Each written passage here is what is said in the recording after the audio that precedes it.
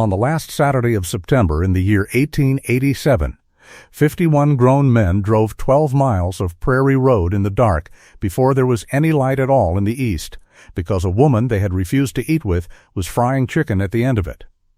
They came in off the far claims in wagons and on muleback, and 2 of them came on foot. And they came the way men come to a thing they are ashamed of, quietly, with their hats already in their hands. The first team topped the rise above Pelican Creek at 20 minutes past 5. The last one came down off Hollow Table so late that the sun was already yellow on the new barn roof, and the man driving it whipped up his mare on a road he had never whipped a horse on in his life, because he was afraid there would be nothing left. There was plenty left. She had known they were coming since Thursday night, and she had cooked accordingly, and what was on that table when the door opened was the largest single meal that had ever been set down in that county by one pair of hands. That is the end of the story. It is worth knowing at the start, because the beginning of it is a good deal harder to sit with. 5 days before that Saturday, on the Monday morning that the Pelican Creek raising began, Cordelia Vance came up the creek road on the seat of a hired wagon and was looked at by 51 men the way a town looks at a fire. Not one of them spoke to her. Every one of them stopped what he was doing. There were men up on the sill plates of a half-framed barn with broadaxes in their hands who came up out of their crouch to watch her arrive, and men down in the saw pit who let the saw stand still in the kerf, and a boy of 19 carrying a pail of water across the yard who walked straight into a stack of oak pins because he had turned his head and forgotten his feet. She was 26 years old. She stood 5 feet and 4 inches in her boots, and she weighed, by the platform scale, at the depot in Valley City, where she had waited 2 hours for her trunk, 310 pounds. She wore a plain blue calico dress that she had cut and sewn herself, because no store between Quincy, Illinois, and the Missouri River carried a ready-made dress that would go around her, and over it a long white apron that she had washed on the train in a basin, because she did not intend to arrive at a strange place looking like a woman who had given up. Her hair was thick and chestnut brown and pinned up under a white kerchief. Her face was round and warm and easy to read, which was a thing that had cost her over the years more than she liked to count. Her hands, if any of those 51 men had thought to look at her hands, were the hands of a woman who had stood at a cook stove since she was 11 years old, and they would have told anybody willing to read them the entire truth about her in about 4 seconds. Nobody looked at her hands. Every one of them looked at the wagon springs, which came up a full 2 inches when she stood, and which came up again when she put her foot on the hub and stepped down into the dust of the yard. And a lean, quick-eyed framer of about 30 named Asa Pike, who was sitting on the butt end of a squared oak sill with a broadaxe across his knees, said a thing out loud that 14 men heard, and all 14 of them repeated it before noon, so that by the time the sun was over the barn, every man on that flat had it word for word. What he said was this. He said, "Well, boys, Stroud has sent clear back to Illinois for a woman, and it appears they shipped him the whole state." They laughed. It is important to be honest about that, because the men in this story are not villains, and the laugh was not the laugh of villains. It was the laugh of 50 tired men who had been swinging axes since dawn and who would have taken anything that came along, and a good half of them were sorry inside of 10 seconds, and 3 or 4 of them were sorry for the rest of their lives. But it was a laugh, and she heard it, and it went across that yard in the bright September morning like a stone skipped over water. Cordelia Vance stood in the middle of it with her hand still on the wagon hub and her trunk not yet unloaded, and she did the thing she had trained herself to do at the age of 13. She lifted her chin and she looked for the door of the kitchen. That was always the first thing she looked for in a new place, not the faces. The door of the kitchen. Because in every kitchen she had ever walked into, she was the largest and most useful thing in the room, and out of every kitchen she had ever walked into, sooner or later men came carrying plates, and their faces on the way out were not the faces they had worn on the way in. She had been living on that arithmetic since she was a girl, and it had never once failed her. It failed her that week. Here is what she had come to, and it is worth setting out plainly, because a good many people hear the words prairie settlement and picture something smaller and lonelier than the truth.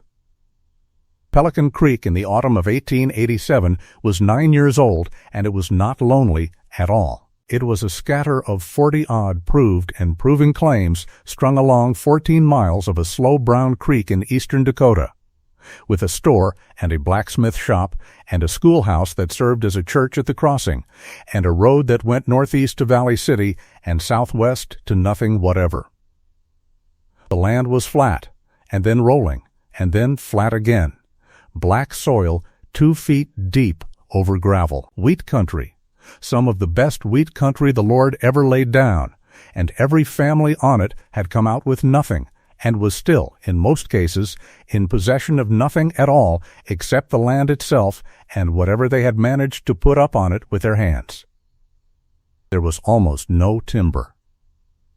That is the fact that explains everything else about the week Cordelia Vance walked into. A man on Pelican Creek could grow 400 bushels of wheat and have no place on this earth to put it, because there was not a stick of building lumber inside 40 miles except what stood in the breaks along the Cheyenne, and hauling it cost more than most of them cleared in a year. So they lived in sod.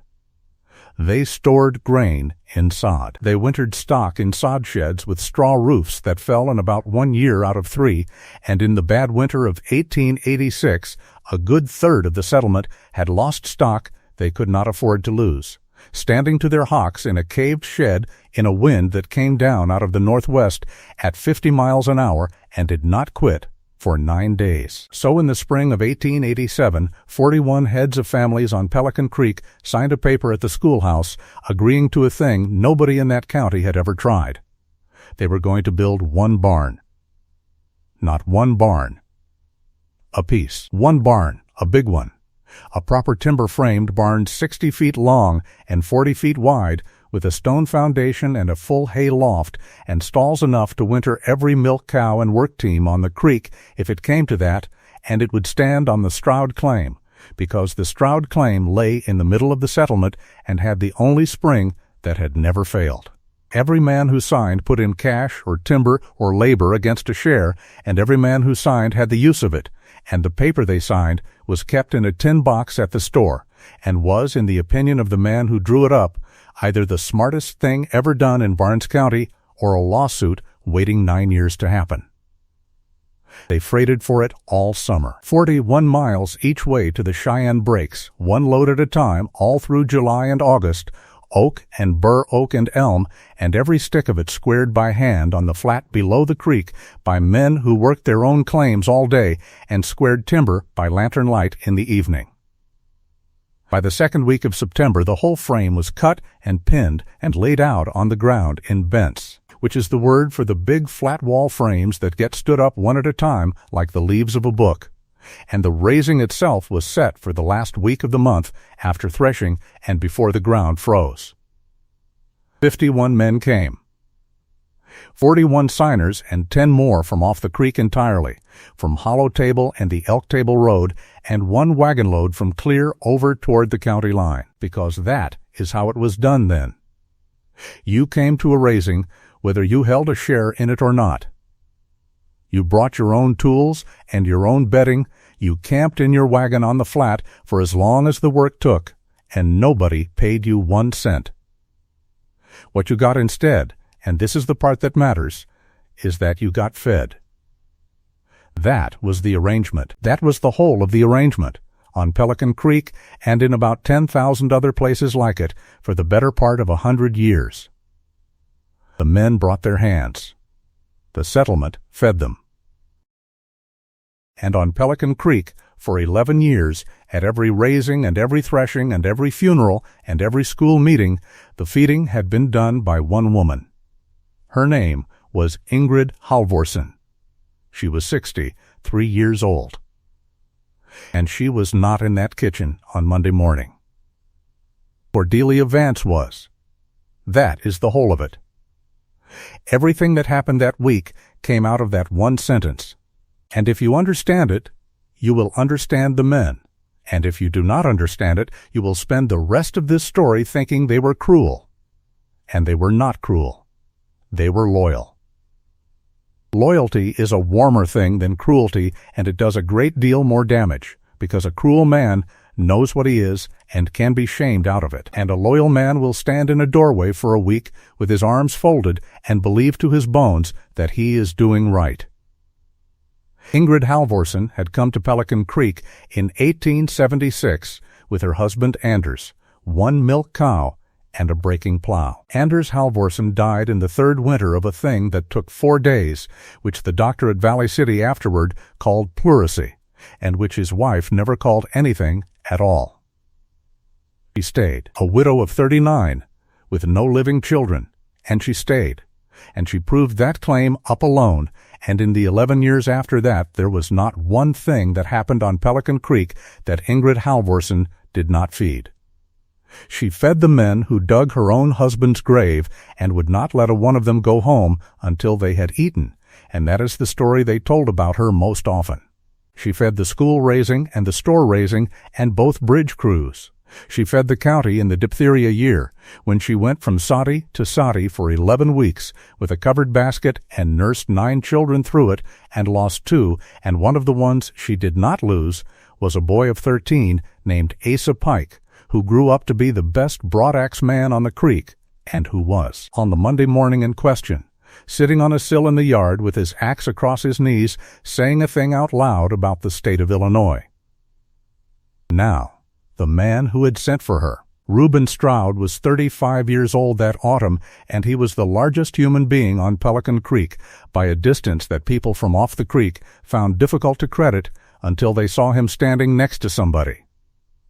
He was 6 feet and 4 inches tall. He had shoulders on him that had to be turned to go through the door of the store, and arms like the roots of a tree, and long dark hair to the collar because he could not be bothered with the barber at Valley City more than twice a year, and a short dark beard, and pale blue eyes that were the calmest eyes in that country.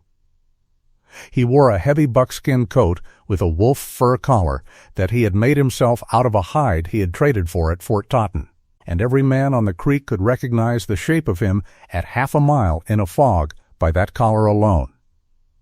He had come into the territory in '79 out of the Bitterroot by way of the Missouri, a trapper and a wolfer and a market hunter who had never in his life owned a plow, and he had taken the middle claim on the creek for the spring water and had then discovered, to his considerable surprise, that he liked farming. He liked stock better. By 1887 he was running 90 head of cattle, and 40 of them were his neighbor's cattle that he wintered, because he had the hay ground, and he never charged one of them $1 for it, and the settlement knew perfectly well that if Reuben Stroud had charged what the wintering was worth, 4 of the families on that creek would have gone back east. He was also, in the matter of speech, one of the least gifted men who ever lived. He could make himself understood about hay and about horses.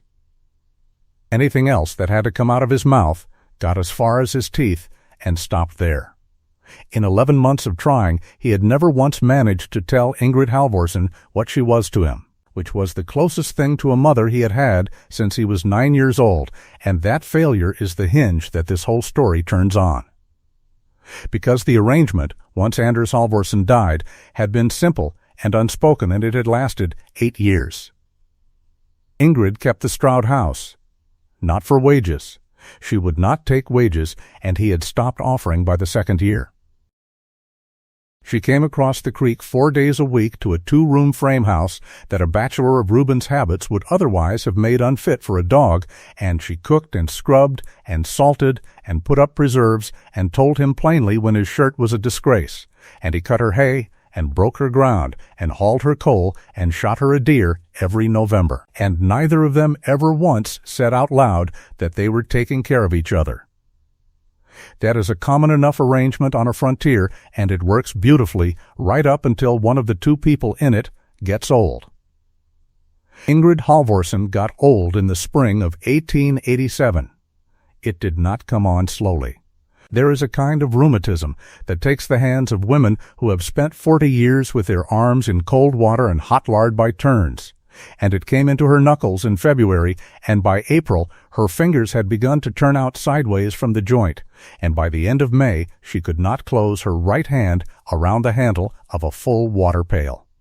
In June she was carrying a pan of hot grease across her own kitchen, and her hand let go without asking her, and she took a burn on the inside of her left forearm that was 6 inches long, and that Dr. Merritt dressed twice a week until the middle of August. She never told a soul on Pelican Creek about the hands. She told exactly one person, and she told him in July, sitting on his step with her arms wrapped in cotton cloth, and what she said to him was this: "Reuben, the raising is in September, and there will be 50 men on this flat for a week, and I cannot feed them." He said nothing for a while, because that was his way, and then he said the wrong thing, which was also his way. He said, "Then they will get along," and Ingrid Halvorsen, who had fed the men who dug her husband's grave, looked at him with an expression he did not have the equipment to read and said, 50 men working from dark to dark on bread and cold pork. In my settlement, I would rather be dead in the ground. So, she told him what to do. She had been telling him what to do for 8 years, and she was not going to stop for a thing as small as her own pride. She told him to write east. She told him there were papers in Chicago and in St. Paul that carried notices from women who wanted places and from men who wanted wives, and that a raising cook and a wife were, on that prairie in that year, very nearly the same office, and that he was 35 years old and living like a bear in a house with a dirt cellar, and it was past time. She made him get the ink. She dictated better than half of it. And when he balked at the last line, which was the line about what kind of woman he was asking for, she put her ruined hand flat on the table and told him what to write. And he wrote it. What he wrote was, "I do not care what she looks like. I care whether she can cook for 50 men." That notice ran in a St. Paul paper in the last week of July, 1887, and it was read on the 3rd of August in the kitchen of a railroad boarding house on Hampshire Street in Quincy, Illinois, by a woman with flour to her elbows who had to sit down. Cordelia Vance had been in that kitchen for 11 years. She had gone into it at 15, 3 weeks after her mother died, and she had learned it from a Cornish cook named Mrs. Trewin, who beat her knuckles with a wooden spoon for 2 years and then, in the 3rd year, began teaching her things she taught nobody else, and who died in 1882 and left her the range and the reputation and 3 cast-iron skillets. Cordelia ran that kitchen from the age of 19, 31 boarders, 3 meals a day, 6 days a week, and on the 7th she cooked for the Methodist supper for nothing, because she liked doing it. She was not, at any point in those 11 years, unloved. That is a thing people assume about a woman that size in that century, and it was not true. She was the most popular person on Hampshire Street. She was asked to every wedding within 9 blocks. Children on that street would come and stand in the alley door for no reason at all except to be near her, and grown men who would not have said a civil word to their own wives at breakfast took their hats off to Cordelia Vance in the street. What she was alone. There is a difference, and anybody who has lived it knows the difference exactly. She was the woman everybody was glad to see, and nobody was going to marry. She had it said to her twice, both times by men who thought they were being kind. She had it said to her once at 19 by a young man who had walked out with her for 6 weeks and who told her at the gate that his mother had asked him what he was doing and he had not had an answer. She went in and made 40 biscuits that night and did not cry until they were in the oven, and after that she stopped expecting, which is a thing a person can do at 20 and go on doing for a very long time. So she read the notice twice, and then she read the last line 4 times. I do not care what she looks like. I care whether she can cook for 50 men. She wrote back that night. She did not lie in the letter. This is the fact about Cordelia Vance that everything else grows out of. She had been lied about her whole life, and she had made herself a rule about it in her 20s, and she kept it, and what she wrote to a stranger in Dakota Territory in the first week of August was as follows. She could cook for 100 if she had 2 hours' notice and a range that drew. She was 26. She was unmarried. She had no family living. She was, and she wanted this understood before he answered, a very large woman, 300 pounds and better, and she was not going to get smaller, and if that was going to be a trouble to him, he should say so now, and she would not think ill of him, and she would rather be told in a letter than at a depot. Reuben Stroud got that letter on the 22nd of August. He read it standing in the store with the mail in his hand and everybody watching, because everybody always watched. Then he walked out and got up on his horse and rode 4 miles to Ingrid Halvorsen's sari and put it in her lap and stood there while she read it with her spectacles down her nose. She read it twice. Then she folded it up, and this is the part of the story that Ingrid Halvorsen told 40 years later to a granddaughter she did not have by blood, sitting in a rocking chair in a bakehouse that had been built to her measure. She folded it up and she said, "Reuben, this woman told you the truth about herself in the first letter, when she had every reason not to."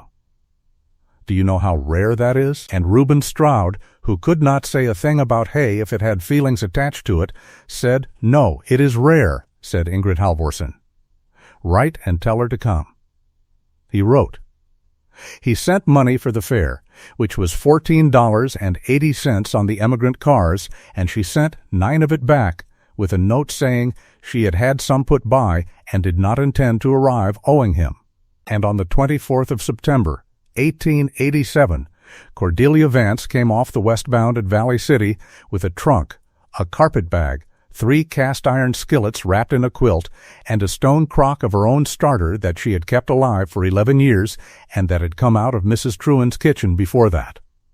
And she stood on that platform for 2 hours waiting for the trunk, and she weighed herself on the depot scale while she waited, because she wanted to know the number, because she always wanted to know the number, because a thing you know the size of cannot sneak up on you. 310 pounds.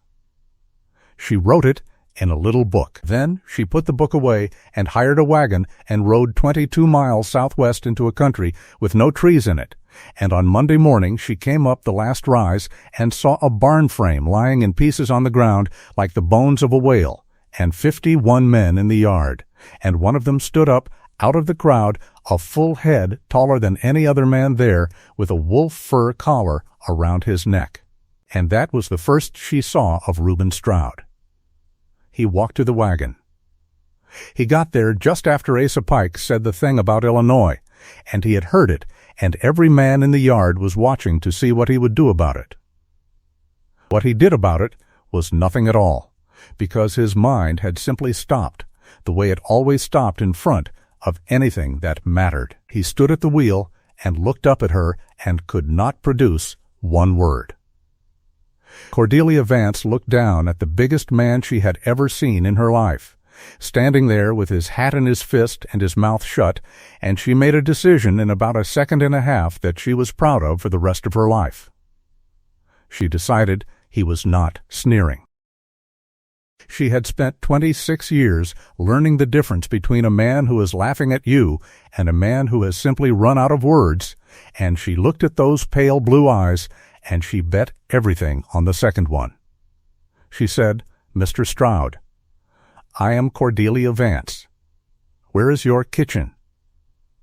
The kitchen, as it turned out, was not in the house. For a raising you do not cook in a house. You cook in whatever building will hold the amount of food that 51 men eat, and on the Stroud claim that meant the long, low-frame building on the north side of the yard that had been the settlement's granary and school and meeting hall by turns, and that was, in that last week of September, standing empty with its floor swept. 60 feet long. Plank floor. 6 windows. 2 doors down the middle of it, set up on trestles the week before. A table 44 feet long made of new boards laid on stringers, with benches down both sides of it, and at the north end a cook stove. The cook stove is worth a paragraph. because Cordelia Vance gave it 11 hours of her life that week, and because it was the first thing on Pelican Creek that took her seriously. It was a range with 6 holes and a reservoir and a warming closet, and it had come out from Minnesota in 1881 for the schoolhouse and had spent 4 years since then in a shed. It was rusted the color of a dead leaf. The lids were welded down with old grease. There was a bird's nest in the warming closet and a mouse skeleton in the reservoir, and the stovepipe was choked closed with soot to about the width of a man's 2 fingers. She looked at it for a full minute without saying anything. Reuben Stroud stood in the doorway with her trunk on his shoulder, waiting to be told where to put it and getting no instruction whatever, and finally he said, in the voice of a man laying down a card he already knows is bad, "There is a stove in the house you could have. How many does it hold?" 4 lids.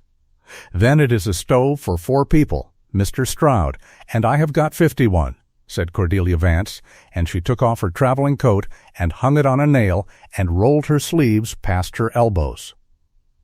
"Is there sand and a brick? And lye, and I will want the pipe down before dinner." She had that range apart in 40 minutes.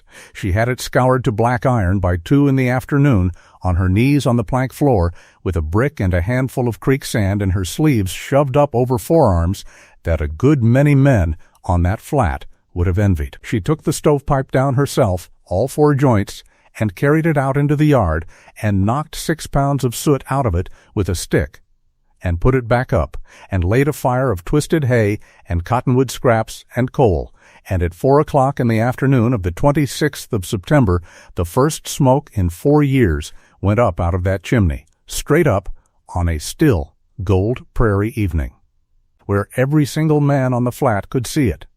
And then she began to cook, and she did not stop for 5 days. You may want to know what the food for a raising looks like, because it is not what people picture. It is not delicate, and there is no art in the presentation, and it would win nothing at any fair.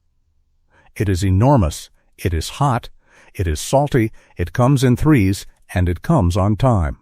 51 men working with hand tools from before daylight to after dark will eat, by the count of a woman who kept a book, something on the order of 40 pounds of meat, 90 pounds of potatoes, 12 pounds of dried beans, 4 dozen pies if they can get them, and bread by the yard, and they will drink between them upward of 9 gallons of coffee before noon. She had brought a list, and she had made it on a train, and she had made it, mind you, without ever having seen the place, from what she could get out of Reuben Stroud's 4 letters, and the list was so nearly right that Ingrid Halvorsen laughed out loud when she saw it a week later and said the woman had a gift.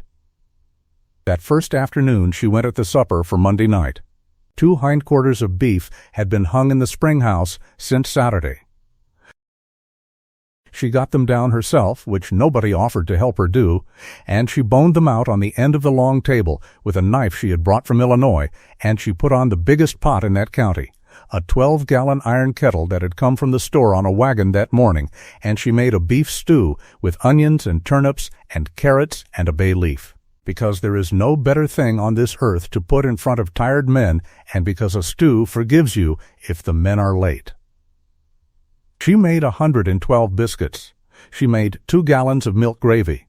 She made 4 dried apple pies with a lard crust and cut them in 8 and set them along the middle of the table with clean towels over them. She lit both lamps at 6 o'clock and set 51 plates. The men came off the barn at 10 past 6. She heard them come, and she stood at the head of that table with her hands folded in her apron and her heart going in a way that she would have been ashamed to admit to, because in 11 years in Quincy she had never once had a moment like it, the moment before strangers eat your food for the first time. They did not come in. They came as far as the yard. They washed at the trough. 51 men washed their faces and their arms at a trough 60 feet from an open door with lamplight and steam, and the smell of that stew coming out of it. And then a lean, quick-eyed framer with sandy hair under a flat straw hat put his hat back on and walked past the door and across the yard to the wagon camp on the flat. And behind him, one at a time, in no particular hurry. So did 50 of them. There was a boy of about 19 with red hair and a thin freckled face who stopped. He got as far as the doorstep. He had his hand on the frame of the door, and he was looking at that table with his whole face, the way 19 looks at 4 dried apple pies, and a man's voice out in the dark said his name. Just his name. Ned. And the boy took his hand off the frame and went away after the rest of them. At the wagon camp they built 3 fires and boiled coffee in their own pots. And they ate what they had brought in their own boxes, which was cold pork and bread and a little dried fruit, and they ate it sitting on wagon tongues in the dark 200 yards from a granary with a 44-foot table in it that had a full supper going cold on it. Cordelia Vance stood in that doorway for a while. Then she went back in, and she went along the length of the table, and she covered every dish with a towel, one at a time, all the way down, because it was going to be a cold night, and covered food keeps. She did not throw one thing out. She put the stew back on the coolest corner of the range. She stacked the biscuits in a bread box. She put the pies in the warming closet, and when she had done all that, she sat down on the bench at the end of the table by herself in a building 60 feet long, with 51 clean plates in front of her, and she put her 2 hands flat on the boards on either side of her plate, and she stayed like that for about 4 minutes, without moving. Reuben Stroud found her that way. He had been out at the wagon camp trying to find out what in the name of sense was going on, and he had got exactly nowhere. Because a big, slow man who is well-liked can walk right into the middle of a thing like that, and every man there will simply stop talking and look at his boots. He came in the north door and saw her at the end of the table, and he stopped, and he stood there in that terrible, helpless silence of his, and finally he said, "They are tired." Cordelia Vance said, "Without turning around, Mr. Stroud, do not do that." "Do what?" "Do not tell me a thing we both know is not so. I have got 5 days of this ahead of me, and I cannot spend any of it wondering which of the things you say are true." She turned around then and looked at him, and she was not crying, and he said afterward to Ingrid that it would have been easier if she had been. "They are not tired. Tired men eat. Something is wrong, and it is about me, and you are going to tell me what it is." And he could not. That is the thing. He stood there with the whole of it inside him, 11 months of Ingrid's hands and July on the step, and the letter he had been made to write, and every bit of it was a private thing belonging to a proud old woman who had asked him plainly not to tell it. And Reuben Stroud had never in his life broken a promise to Ingrid Halvorsen and did not know how to begin. So he said, "It is not you. Everything since I got off that wagon is me. It is not you," he said again, which was as far as he could get, and then he did a thing that she thought about for a long time afterward. He walked the length of that table to where she was sitting. He took a plate off the stack. He served himself out of the covered kettle on the range, a full plate, stew and gravy and 4 biscuits. And he sat down on the bench across from her in an empty building, and he ate it, all of it. And then he got up and took a second plate and ate that, and he did not say one single word the entire time, and when he was done he carried both plates to the wash bench and washed them himself badly, and set them upside down on a towel, and went out. It is not much of a thing. It did not fix anything. But Cordelia Vance was still telling that part of it when she was 70 years old, and she never told it without stopping in the middle. She banked the fire at 9. She went across the yard to the little room off the north end of the house that was to be hers, and she unpacked her trunk, and she set the stone crock of starter on the shelf where it would stay warm.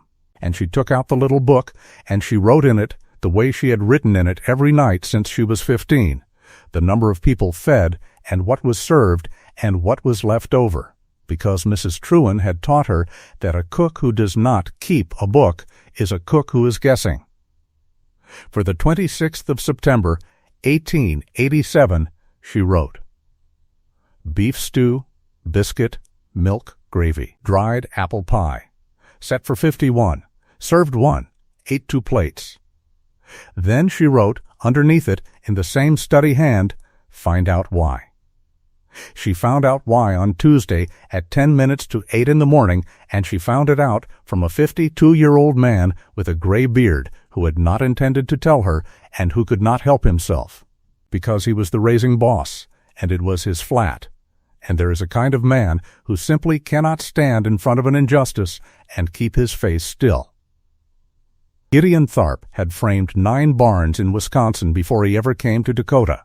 He was short and thick through the chest, and he wore a canvas coat and a slouch hat and leather gloves that he took off exactly twice a day. And he ran that raising off a stick of chalk and a rule and about 11 words an hour. He came into the granary that morning to get a measurement off the paper on the wall, which is what he said, and what he actually came in for was to look at a breakfast that 51 men had walked past for the second time in 12 hours. She had cooked it at 4. 9 pounds of side pork, 60 biscuits, a wash boiler of oatmeal, fried potatoes with onion in 3 skillets, and 4 gallons of coffee, and the whole of it was standing on that 44-foot table under towels, cold now, at 10 minutes to 8. Gideon Tharp looked down the length of it, and he took his hat off, which is a thing men of that generation did when they had come into the presence of something serious. He said, "Ma'am, this is not right." "No," she said, "it is not." She was at the wash bench with her sleeves up, and she did not stop working. "Mr. Tharp, I have got a question, and I would take it kindly if you would answer it straight.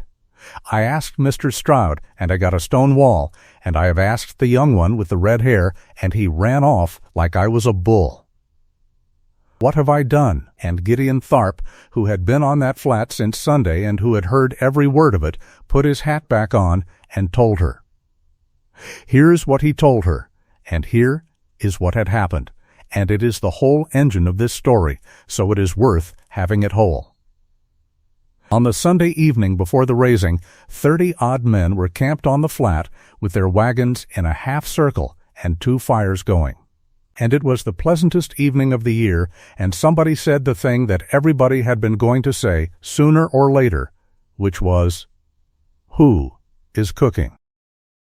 And a man from off the creek, from over toward the county line, who did not know anybody's business and was only making talk, said, "Stroud has got a woman coming out from Illinois. Married woman, is she?" And Asa Pike, sitting on the tongue of his own wagon with a cup in his hand, said, "Not yet. She isn't." There was a silence of about 4 seconds. Then the man from over the county line, who still did not understand what he had walked into, said, "Well, and what of old Mrs. Halvorson?" "I ate her chicken and dumplings at the Bridge Crew in '84, and I have not had the equal of it since." And Asa Pike stood up. Understand him for a minute. He was 30 years old. He was the best hand with a broadaxe between Valley City and Jamestown, and he knew it. And he had a fast mouth on him that had got him into 3 fights, and out of about 9. And he had a wife and 2 little girls in a soddy 4 miles up the creek. And in the year 1879, when he was 13 years old, he had lain on a corn-husk tick in that same soddy with his throat closing on him and a fever of 105. And a woman he was not related to in any way had sat on the edge of that bed for 11 days and nights and swabbed his throat out with a feather and sulphur and would not go home. And his mother and his father were both down with it themselves and could not lift their heads. And when it was over, his little brother was dead and buried, and Asa Pike was alive, and he knew exactly whose doing that was. Now, in August of 1887, 3 people on Pelican Creek saw a thing, and 2 of them talked about it. What they saw was Ingrid Halvorson driving her own wagon away from the Stroud place with all of her cooking things in the box. Her big kettle, her pie tins, her flour bin, the breadboard that her husband had made her in Norway in 1859. 8 years of a woman's kitchen going home in a wagon box, and the woman driving it with her arms wrapped in cotton bandages and her face set. And she did not stop at the store on the way, which everybody remarked on, because Ingrid Halvorson always stopped at the store. And 2 weeks after that, the settlement learned the way a settlement learns things, that Reuben Stroud had written east for a woman. Put those two facts side by side in front of 40 families with nothing else to think about, and there is only one story that comes out of them, and it is not a complicated one, and by the first week of September, it was fixed on Pelican Creek as solidly as the courthouse. Reuben Stroud had thrown Ingrid Halvorsen over. 8 years she had kept that man's house and buried her own husband and nursed that settlement through the diphtheria and taken not $1 for any of it, and at 63 years of age, with her hands going, she had been sent home in her own wagon so that a young woman could be brought out from Illinois to stand in her kitchen. That is what those 51 men believed on Monday morning, every one of them. And it was wrong in every particular, and there were exactly 2 people in Dakota Territory who could have corrected it, and one of them had promised not to, and the other one had not been asked. So on Sunday evening on that flat, Asa Pike stood up on a wagon tongue in front of 30 men, and he said his piece. Gideon Tharp had it near enough word for word.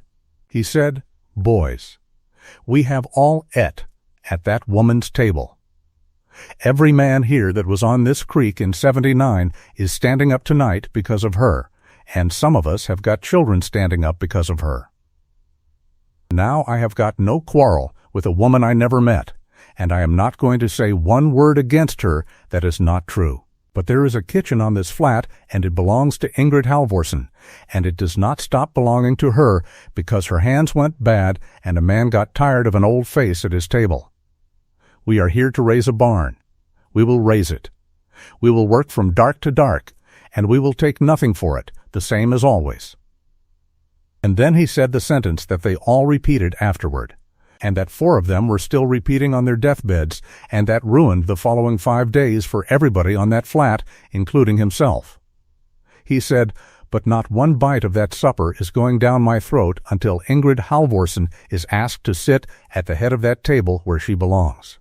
And 30 men said aye, out loud, at a fire, on a Sunday night, in front of each other. That is the trouble with an oath sworn in company. Every one of those 30 men could have walked away from it alone in about a day and a half. Not one of them could walk away from it in front of the other 29, and by Monday noon the 21 who had come in later had it too, because that is how it moves, and because a young fellow of 22 who has just arrived does not stand up in front of 51 men and say he would rather have the stew. Cordelia Vance heard all of that standing at a wash bench with her hands in the water, and Gideon Tharp watched her hear it. And he said afterward that he had expected one of 2 things. He expected tears, or he expected her to go straight out and find Asa Pike and take the hide off him, and either one would have been fair. What she did was, she took her hands out of the water and dried them on her apron and stood there a minute. And then she said, "Mr. Tharp, is she a good cook?" Gideon Tharp said, "Ma'am, Mrs. Halvorsen." "Is she good?" And the raising boss, who was a truthful man, said, "She is the best I ever ate from, and I have ate in Milwaukee." "Then they are right," said Cordelia Vance. He did not know what to do with that. He stood there with his gloves in his hand. "They are right," she said again, "and I would like you to say so to them, from me, and to say it plain. They are right that the woman ought to be at the head of that table. They are wrong about how she came off it, and that is not their fault, and it is not mine, and it is nobody's fault at all, and it will get itself sorted out, or it will not. But they are right about the main thing, and a man that stands up for an old woman who nursed his brother is not a man I am going to fight with." She turned around and picked up the coffee boiler off the range, and she said, "You may tell them the coffee will be hot at 9:30 and again at 3, and I will set it on the block outside the door so that no man has to come in the building to have it, and there is no obligation in a cup of coffee." Gideon Tharp went out of that granary and stood in the yard for a while. At 9:30 that morning, there was a covered boiler of coffee on the chopping block outside the north door, with a stack of tin cups beside it and a clean towel over the cups, and there was nobody in sight. because she had gone back inside and shut the door on purpose so that no man would have to be seen taking it. At 20 minutes to 10, Gideon Tharp walked over from the barn and poured himself a cup and drank it standing up in plain view of everybody. Then he set the cup down and went back to work. By 11 o'clock, 9 cups were gone. By dinner time, the boiler was empty and somebody had rinsed it out at the trough and set it back on the block upside down with a stone on it to keep the wind from taking it, and that is the first thing any of them ever accepted from the hands of Cordelia Vance, and it took her 3 hours and 40 minutes of standing behind a shut door to get it.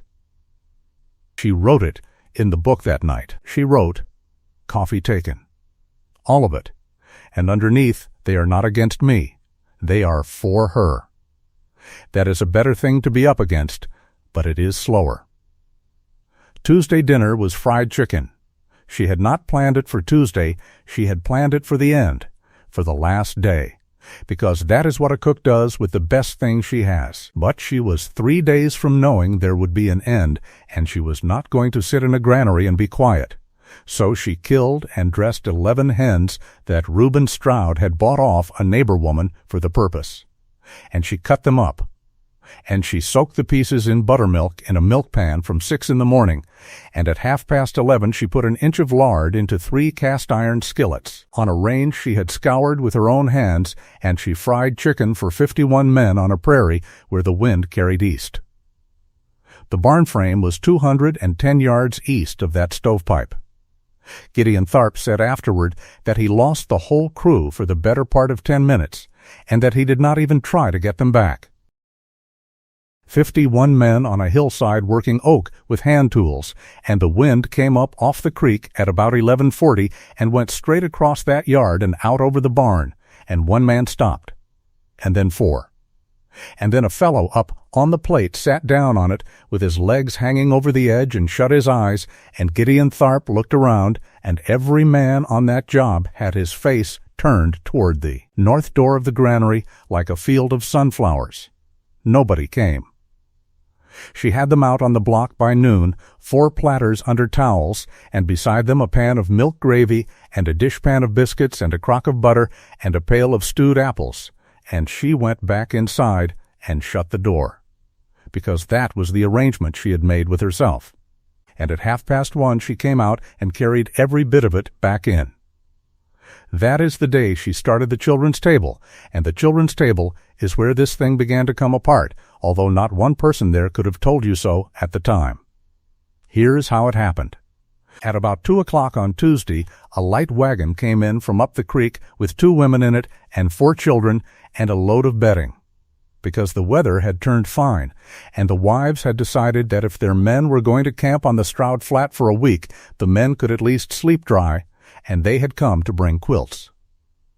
One of the women was Asa Pike's wife, whose name was Rilla. The other was a Norwegian homestead woman of about 40 named Sine Akre, sturdy and fair, with a coiled braid under a dark headscarf, who had a claim 2 miles north, and who had sold Reuben Stroud those 11 hens on Monday, and who was, as it happened, the best judge of a laying flock in Barnes County. The children got down out of that wagon and did what children do, which is to go straight to the most interesting smell within a quarter mile. There were 4 of them, the 2 Pike girls, who were 6 and 4, a boy of about 8, and a little one of 3 who belonged to nobody in particular that day and who went where the 6-year-old went. They came in the north door of that granary in a line and stopped, and Cordelia Vance turned around from the range with a fork in her hand and looked at them, and the 6-year-old said, in the voice of a person conducting official business, "Is that chicken?" And Cordelia Vance said, "It is. Is your face clean?" Now the oath that was sworn on that flat on Sunday night was sworn by men. It was sworn by men, in front of men, about a matter of loyalty between grown people, and it did not have one word in it about anybody's children, and it would not have occurred to a single man there that it might. This is not a small point. This is the exact crack that a settlement's conscience gets in through, and it is worth noticing that it was not a plan. Cordelia Vance did not think of it as a strategy that day or ever, and she said so later to people who insisted on admiring her for it. She fed those children because there were children in her kitchen at 2 in the afternoon and there was fried chicken under a towel, and if you have to think about that for even a second, then you have never met a cook. She sat them at the end of the 44-foot table on the bench with a folded flour sack under the little one so he could reach, and she gave them chicken and biscuit and butter and stewed apples, and she stood over them and did not eat anything herself, and the 6-year-old Pike girl ate 3 pieces of chicken and got up on her knees on the bench to reach the gravy. Rilla Pike came in the door about 6 minutes into it. There was a moment there. Both women knew exactly what it was. Rilla Pike was 28 years old, married 9 years, and she knew what her husband had stood up on a wagon tongue and said on Sunday night, because he had come home Monday noon and told her about it himself and had been surprised by how the telling went. And she stood in that doorway looking at her 2 daughters with gravy to the wrists. And Cordelia Vance said, "Mrs. Pike, I will take them straight out to you if you say the word, and there will be no hard feeling in it anywhere. But there is a plate for you as well, and the coffee is hot." Rilla Pike stood there a long moment. Then she said, "My husband is a good man. I have not heard a soul say otherwise. He is not doing this to be hard." "No, ma'am," said Cordelia Vance. "He is doing it because a woman sat up 11 nights with him when he was 13. I would think less of him if he could set that down easy." Rilla Pike sat down at the end of that table and ate fried chicken and cried into her apron for about 90 seconds, which she never afterward admitted to anybody, and Senacra came in and had 2 pieces and a bowl of apples, and then spent 40 minutes going over Cordelia's list with her and telling her exactly which 4 families on that creek had hens worth buying and what to pay for them. And by 4 o'clock in the afternoon the 2 of them had struck a bargain that Senacra described to her husband that night as the best trade she ever made in her life. Cordelia Vance bought 41 hens off Senacra, full price, cash, out of the money she had brought from Illinois, and Senacra argued the price down twice on her own side because she said no woman ought to be robbed by her neighbors in her first week. 41 laying hens, to be brought over on Friday in crates. "That is a great many chickens for one dinner," Senacra said. "It is," said Cordelia Vance, "for a dinner nobody has come to yet." "They will come," said Cordelia Vance. Senacra looked at her for a second, and then she said, in Norwegian, a thing that she would not translate, and then she said in English, "I will bring them Friday." Wednesday was the hardest day, and it is the day people forget when they tell this story, because nothing happened in it. That is what made it hard. She got up at 4. She made breakfast for 51 and served nobody and covered it. She made dinner for 51 and carried it out to the block and carried it back in. She made supper for 51 and covered it, and in between she washed and scoured and hauled and kept a range hot from 4 in the morning until 9 at night, and the wind blew from the southeast all day so that the smell of it went out across the flat and over the wagon camp all afternoon, and not one man ate. 2 things happened on Wednesday that were not nothing. The first happened at 5:30 in the morning in the gray before anybody was up. The supply wagon from the store at the crossing had come in the evening before and broken the reach of it 200 yards short of the yard, out on the flat where the road dips, and the driver had unhitched and gone to bed with the load still on it. In that load were 2 barrels of flour. A barrel of flour weighs 196 pounds, and there was going to be no bread on that place at all if it stayed out there past 6. Cordelia Vance walked out to that wagon in the gray with her sleeves down against the cold, and she got the tailgate out, and she got the first barrel down onto the ground by herself with a plank and a great deal of care. And then she stood it on its rim, and she walked it. If you have never seen it done, it looks easy, and it is not. You tip the barrel a little off plumb, and you roll it along on the edge of its rim a few inches at a time with your hands and your hip and your weight, and you have to keep 200 pounds turning on a circle about the size of a dinner plate on a rutted prairie road. And if you let it get away from you, it will go over and stave in, and you will lose your flour. She walked both barrels 200 yards. It took her 55 minutes, and she had to stop 4 times, and the sun came up over Hollow Table while she was doing the second one, and there were 11 men standing at the corner of the barn frame watching her before she was halfway through it, because a man who is not eating your food still gets up at 5. Nobody helped her. Not because they would not have. The oath was about the supper, and every man there knew perfectly well that it did not cover a flour barrel, and 4 of them started forward at the first sight of it. What stopped them was that she was already past the middle of the second barrel by the time anybody's boots got moving, and there is a moment in the middle of a job like that where a man arriving to help is not helping. He is only saying a thing about the person doing it, and every one of those 11 men knew it. And they stood there and let her finish it, and hated themselves in 11 different keys. Asa Pike was one of the 11. He was standing at the corner post with his gloves on and his axe in his hand, and he watched the whole of the second barrel, and when she got it up the rise and around the corner of the granary and out of sight, he turned around and went back to work and did not say one word to anybody all morning. And at dinner time he walked out past the coffee boiler on the block without taking a cup, which he had been taking since Tuesday, and that is the first crack that showed in Asa Pike. The second thing happened at 8 o'clock that night, and it was a boy and a biscuit. Ned Lowry was 19 years old, and he weighed about 130 pounds with his boots on, and he was on that flat, because his father had died in '85, and his mother had a quarter section and 3 younger children and no man, and the settlement had been quietly carrying that family for 2 years in the way settlements do, which is by finding the boy work that has to be paid for in cash. He was the water boy and the pin boy and the general chore hand of that raising. He ran pins and pegs and wedges up ladders all day and carried water until his shoulders were raw.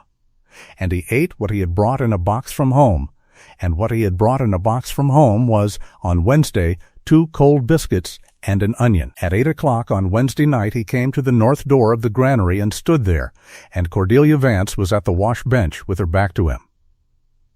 She said, without turning, "There is a plate on the warming shelf with a towel on it." Ned Lowry said, "Ma'am, I can't." "I know it. It ain't that I don't want to. Son, I have been feeding 19-year-old boys for 11 years, and I have never once had to guess whether one of them wanted to." She turned around and dried her hands. "Sit down." "I can't sit down." "Then stand up and eat it." "You have been carrying water up a ladder since 4:30 in the morning on 2 biscuits and an onion, and it is 8 at night. And if you fall off that plate, you will not be much use to anybody." She took the plate off the shelf and held it out to him at arm's length, and she said the thing that got him. She said, "I am not asking you to take a side. I am asking you to take a supper." He took it. He ate it standing in the doorway with the plate on his forearm, and he ate the whole of it in about 4 minutes. And then he said, "Ma'am, I would take it kindly if you would not tell anybody," and Cordelia Vance said, "Ned, I have not told anybody anything since I got here, and I do not see any reason to start." He came every night after that. He came at 8 and stood in the door and ate off a plate on his arm and washed it himself at the bench and went out. And neither of them ever mentioned it, and nobody found out for 4 days, and when it did come out, it did not come out the way anybody would have chosen. Now the other thing that happened on Wednesday night after the boy had gone was the ledger. Reuben Stroud came in at 9:30 with a lantern he did not need, because both lamps were lit, which is a thing men do when they need something in their hands. And he had a roll of butcher paper under his arm and a pencil, and he sat down at the end of the long table and unrolled it and said, "I have got to settle with you." Cordelia Vance sat down across from him and folded her hands. He had it all worked out. He had worked it out 3 times, in a barn, out loud, to a horse. The agreement in the letters had been $11 a week and her keep for the length of the raising, which was a very great deal of money for cooking in 1887, and it was a great deal of money because Ingrid Halvorsen had told him what to offer, and had said that a woman who comes 800 miles on the strength of a stranger's word ought to find that word better than she expected when she gets there. He had the $11 in his hand, in coin, and there was a second stack beside it. "You have cooked 4 days," he said. "You are owed a week whatever happens, and there is more here than that." "What is the more?" Reuben Stroud looked at the table. "It is not right," he said. "What is being done to you? It is not right, and I cannot stop it, and I have been thinking about what a man does when he cannot stop a thing, and I thought he pays for it." And Cordelia Vance said, "Take it off the table." "Ma'am." "Take it off my table, Mr. Stroud." She said it perfectly pleasantly, and she took the pencil out of his hand, and she turned the butcher paper around and drew a line down the middle of it, and what she did in the next 20 minutes was the thing that Reuben Stroud told people about for the rest of his life, on the rare occasions when he told anybody anything. She wrote a column of figures. Down one side she put what had been laid in for that week: the beef, the flour, the coffee, the lard, the sugar, the dried apples, the hens, and what each thing had cost, and what she had brought of her own, and the 41 hens she had bought off Sine Acre with her own money, which she put in the column at cost, and not 1 cent more. Down the other side she put what had been eaten. It was a short column. It had 4 entries in it, and one of them was a boy's name, which she did not write, and which she marked with a letter. Then she said, "Now, I am a cook, and a cook does not get paid for what she puts on a table. She gets paid for what comes off it. There is between $4 and $5 of food in this building tonight that has not been eaten, and it will not keep past Sunday, and until a man sits down on one of those benches and eats a supper, you and I have got no business between us worth $11 a week." "You have worked. I have cooked," she said. "It is not the same thing until somebody eats it." "Mr. Stroud." "Look at me a minute." He looked at her. It took some doing on his part. "If I take that money tonight, then I am a woman who was paid to be humiliated for a week, and I will know it, and in about 4 years I will not be able to stand the sight of this place. If I do not take it, then I am a woman who came out here to do a job and had not got it done yet. There is not a nickel's difference in the two of them to anybody but me, and I have got to live in me." Reuben Stroud sat there with his hands flat on the butcher paper. Then he said the longest speech of his life to that date, and he said it looking at the corner of the table, and there were 11 words in it that he had never said to a living soul. He said, "My mother took in washing in St. Joseph, and she was a big woman. I do not mean stout, I mean big, the way you are big. And there was a man on that street that used to say things when she went by with the basket, and I was 9, and I could not do anything about it, and she used to take my hand so I would not run at him. She died when I was 11. He turned the pencil over once. When I read your letter, the part where you told me what you weighed before I could find it out for myself, I sat down on the step. I want you to know that I sat down.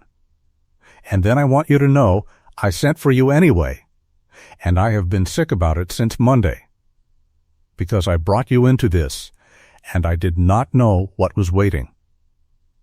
There was a long quiet in that building. Cordelia Vance said, "Mr. Stroud, did you send for a cook, or did you send for a wife?" And Reuben Stroud, 35 years old, 6 feet 4 inches tall, said, "I sent for a cook because I did not have the nerve to send for the other thing." "Well," said Cordelia Vance, "that is honest." "It is. Then I will tell you honest back. I am not going to talk about the other thing this week, not one word of it, and I will thank you not to either, because if a thing like that gets asked in a week like this, then neither of us will ever know afterward whether it was asked out of pity, and I would rather have nothing at all than a thing I have to wonder about." He stood up and picked up the coin and put it back in his hand and closed his fingers on it. "Ask me in the spring, if you still want to. Now, go to bed. There is 51 men going up Bents in the morning, and you have not slept since Sunday." He went as far as the door. Then he stopped and said, "It is Thursday tomorrow." "It is." "Ingrid drives to the store on a Thursday," he said, and then he went out into the dark. And that is the only thing that Reuben Stroud ever did in his life that could fairly be called clever. She met Ingrid Halvorsen at the crossing store at 9:30 on Thursday morning. Cordelia Vance had walked the 2.5 miles because there was no team to spare and because she wanted the walk. She had her breakfast covered on the table behind her and her dinner in the pot, and she had told Gideon Tharp she would be back by 11, and she came up the road in a gray traveling coat over her blue calico with the wind at her back, and there was a wagon at the store with an old white mare in the shafts and sitting up on the seat of it.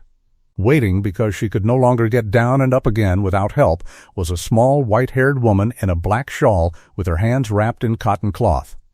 They looked at each other for about 6 seconds. Then Ingrid Halvorsen said, "So, you are the one who told the truth in the first letter." And Cordelia Vance said, "Yes, ma'am, and you are the one they will not eat for."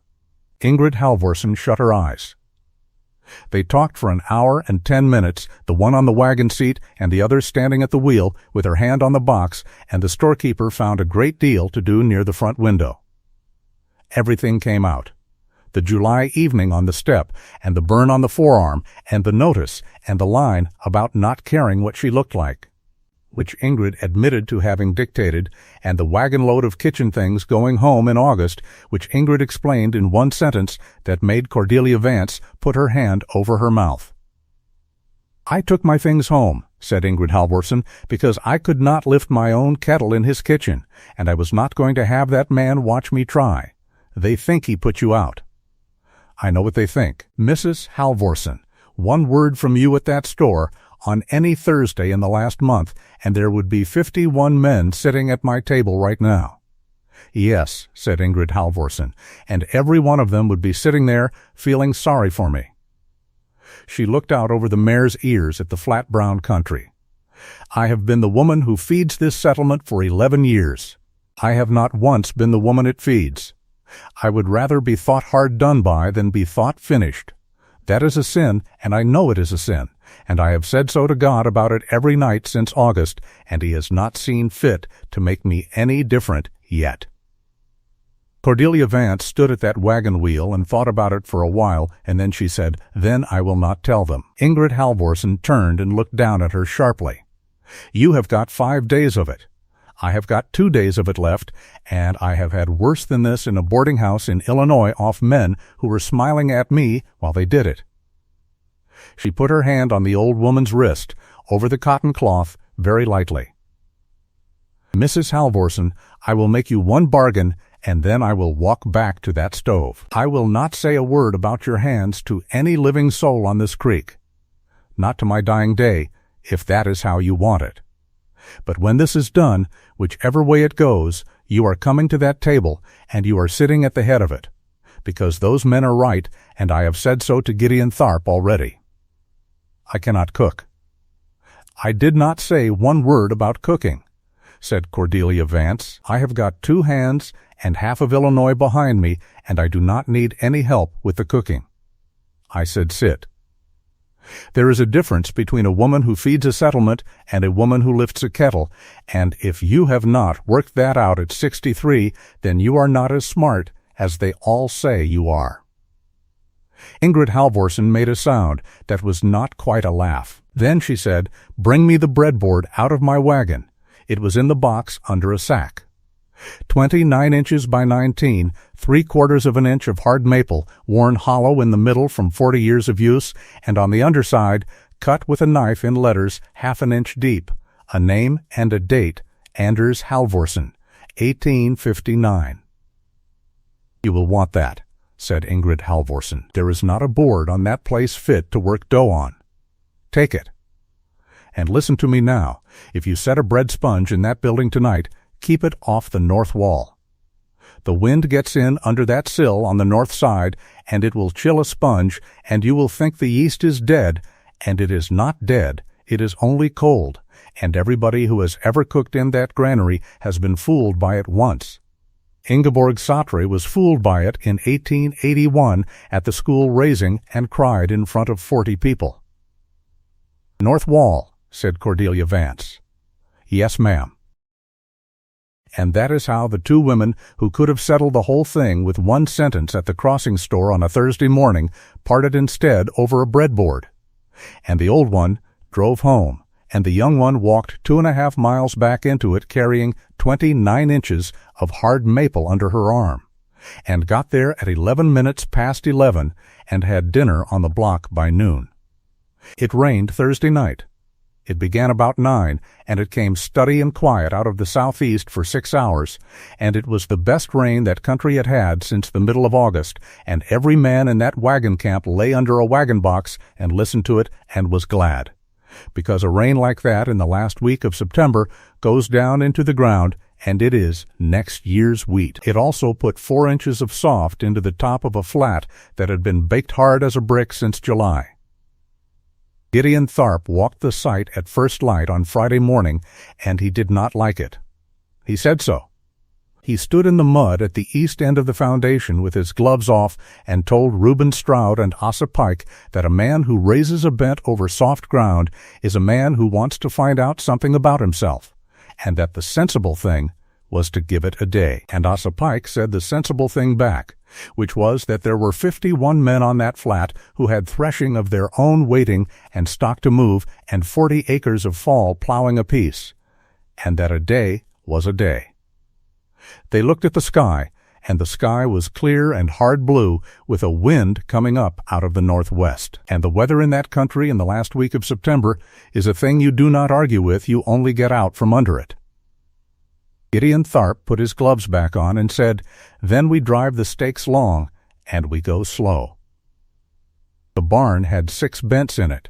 A bent, again, is one whole cross-section of the building lying flat on the deck, 2 posts and a tie beam, and the braces and the rafter pair, all pinned together on the ground, and you raise it by main strength with pike poles, 20 and 30 men to a bent, walking it up hand over hand until it stands, and then you hold it with ropes to stakes while the men on the plates pin it to the one before it.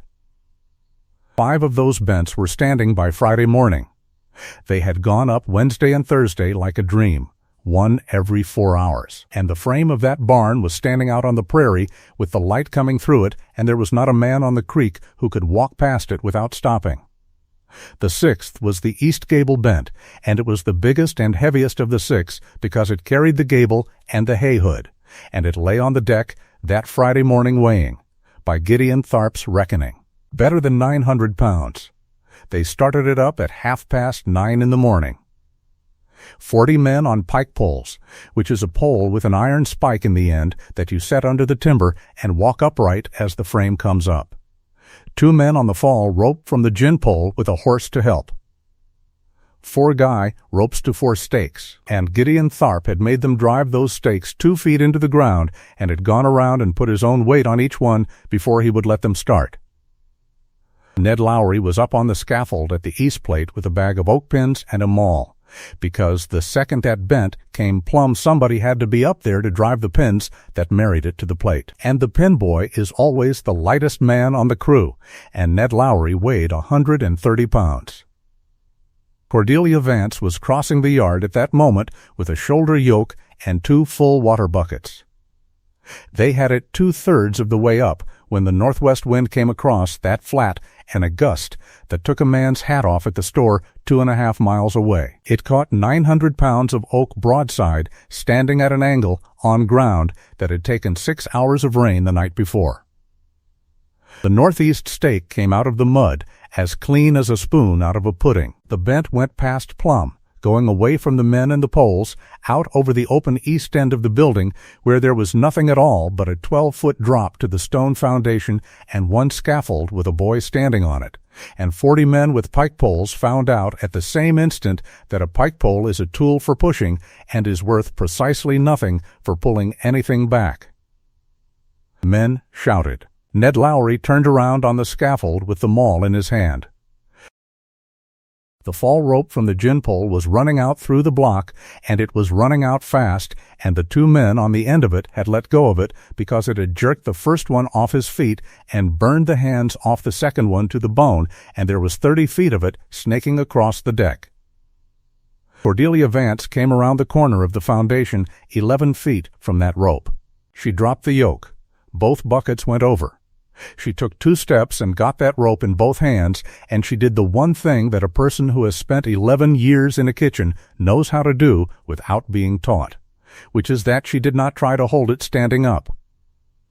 She took one turn of it around the butt of the gin pole, which was a squared oak post set in the deck, and she got her hip against the post, and she sat down. 310 pounds went onto that rope. The rope came up hard against the post, and the turn bit and held, and 900 pounds of oak going over into empty air stopped in the middle of going, and it stopped so hard that the gin pole groaned and the top of the bent whipped, and every man on that deck felt it come up through his boots.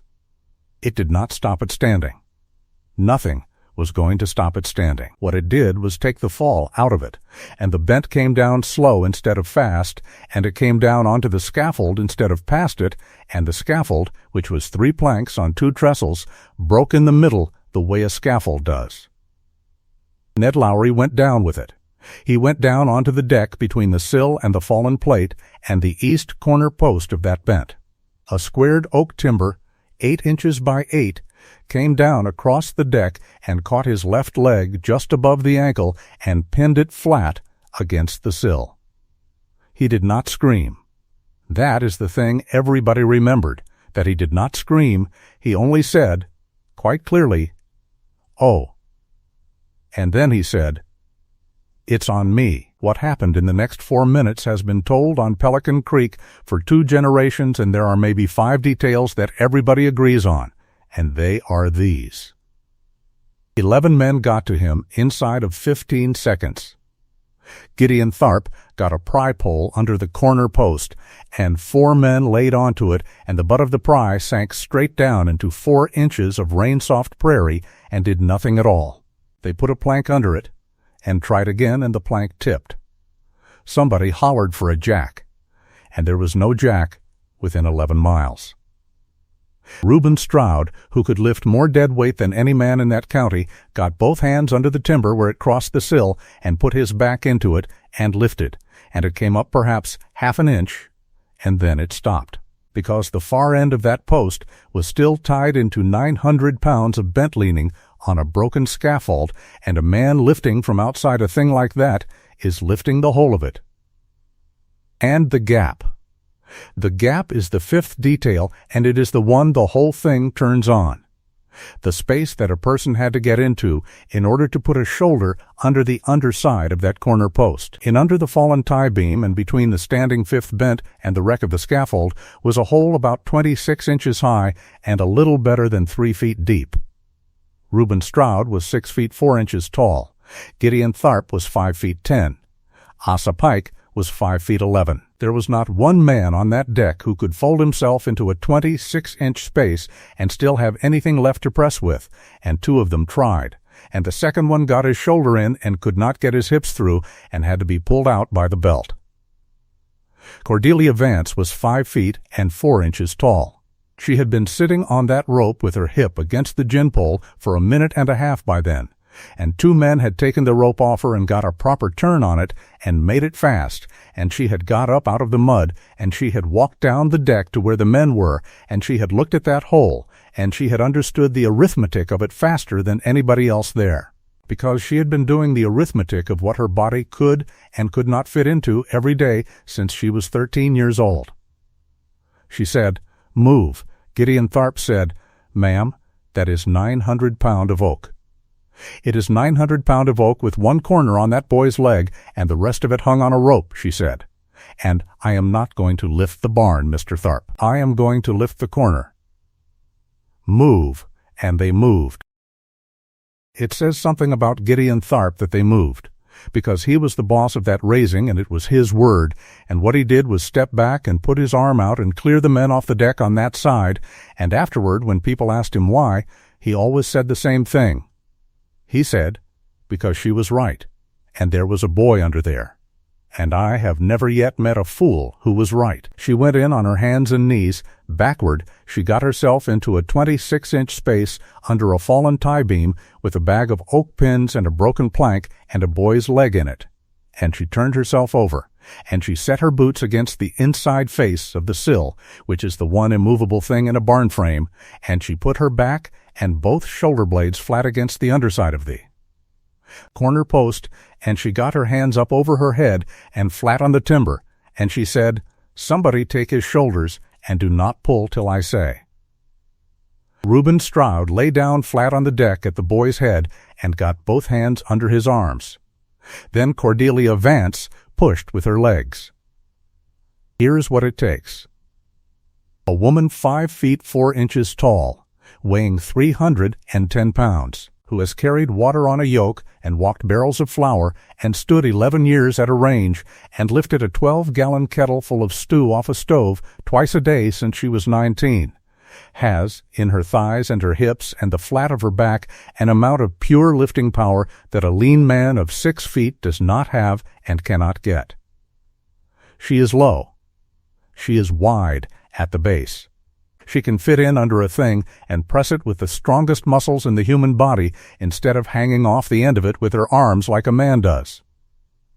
Every single thing about her body that 51 men had been laughing at on Monday morning was, at 11 minutes to 10 on Friday morning, the exact specification of the tool that job required, and there was not one other person on that flat, man or woman, built to the pattern.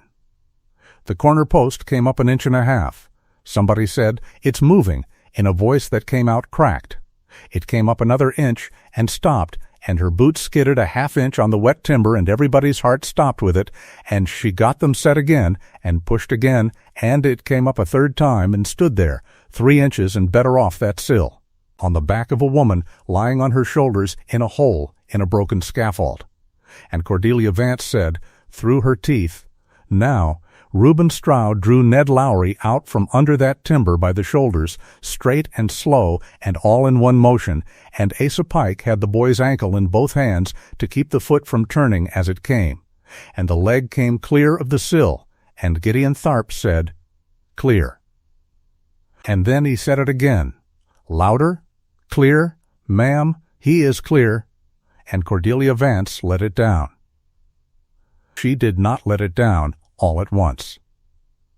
That is worth saying, because a person who has held something for that long and knows they are done will very often just quit, and if she had quit, that corner post would have come down 11 inches onto her own knees.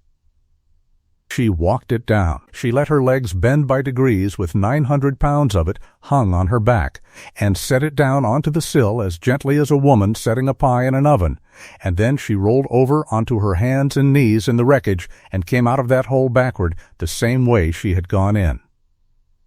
Gideon Tharp counted afterward, out loud, to the men, the way a man does when he wants a number he can hold. He said she was under it for the length of time it takes to say the Lord's Prayer twice, slow. She came out with her sleeve gone off one shoulder and the back of her dress torn open across the shoulder blades from the seam to the collar, and both hands running blood where the rope had come through them, which nobody had noticed until then, including her. Her kerchief was gone. Her hair had come down. She sat back on her heels in the mud and the broken planks and could not get her breath for a while, and 51 men stood in a circle around a hole in a barn deck, and not one of them said one word. Then Cordelia Vance looked up at Reuben Stroud and said, "Get me 2 lath and a flour sack, and somebody go for the doctor, and do not let anybody move that boy's leg but me." She had learned it in a railroad boarding house. That is where. In 11 years on Hampshire Street they had brought 4 brakemen and a switchman into her kitchen on a door, because the doctor's office was up 2 flights, and her table was the only clean flat surface on that block that was long enough, and she had held lamps and boiled water and cut trouser legs and watched Dr. Baird set 4 legs and an arm, and she had asked him questions the entire time. Because that was her way, and he had answered them because she was the only person in the room who was not going to faint. She splinted Ned Lowry's leg in the mud with 2 shingle laths and a torn flour sack, and her own 2 bleeding hands, kneeling, with her dress open across the back and her hair down her shoulders, and she talked to him the whole time about the 11 biscuits he was going to eat when it was over, and he was white as paper and shaking. And about halfway through he began to laugh at something she said, which is not nothing when a boy has a broken leg. They carried him to the granary on a barn door. They put him on the end of the 44-foot table, which was the only clean flat surface on that flat that was long enough, and Dr. Merritt got there from the crossing at 2:20 in the afternoon, and set that leg with 4 men holding lamps around him and Reuben Stroud at the boy's shoulders, and Cordelia Vance at his head with her hands wrapped now in strips of her own petticoat, holding his face still and talking to him about nothing at all in a voice that never once went up. It was a clean break, both bones low. Dr. Merritt said afterward in the yard to a great many men who had come out to hear it that if that leg had stayed under that timber another 6 or 8 minutes, he would have been taking it off at the knee, and that the splint the lady put on it in the mud was as good a field splint as he had seen out of the army, and that the boy would walk. He said the boy would walk with a hitch in his step, and he would know when it was going to rain for the rest of his life, but he would walk. Ned Lowry walked for 61 more years. He walked with a hitch. He named his second daughter Cordelia. Now, the rest of that Friday. The frame of the barn was up. That is the part that gets left out. That last bent was hauled back plumb at 4 o'clock in the afternoon by 40 men who worked in a kind of silence that Gideon Tharp said he had never heard on a job in his life, and it was pinned, and the ridge was set, and at 10 minutes to 6 on Friday, the 29th of September, 1887, the entire frame of the Pelican Creek barn stood complete on its foundation with the sun going down through it, and Gideon Tharp climbed up on the plate and nailed a little bur-oak bow to the peak of the east gable, which is the thing you do, and which men have been doing at the end of a raising for about 900 years. Nobody cheered that either. And then, because the boarding was not begun, and the work of the raising itself was finished, and there was a hard frost coming, and every one of them had his own place to see to, the crew broke up. That is what happens at the end of a raising. Some of them were 4 miles off, and some were 9, and the wagon load from over toward the county line had 12 miles to go, and they hitched up in the last of the light, and they went home, the way they always did, and the flat that had held 51 men and their wagons for 5 days was empty by 8 o'clock at night except for the smoke coming out of one stovepipe. They went home without eating. Every man on that flat had watched that woman go in under 900 pounds of oak for the poorest boy in the settlement. Every one of them knew what he had said or laughed at on Monday.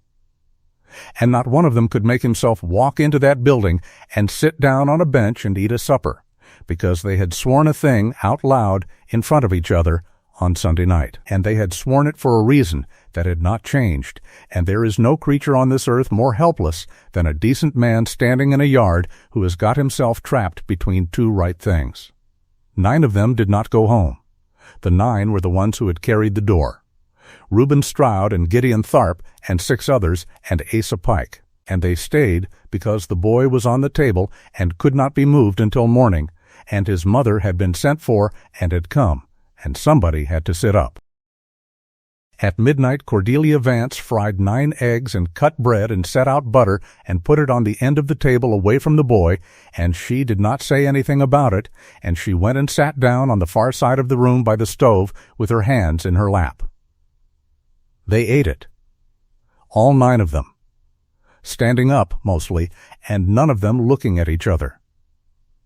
Asa Pike did not eat it. He stood at the end of that table and looked at the plate for a long time, and then he took his hat off the peg and went out, and they heard him catch his horse in the dark, and he rode out of that yard at midnight, and he did not go home. He rode 4 miles north in the dark and hammered on the door of a sod house at 1 o'clock in the morning.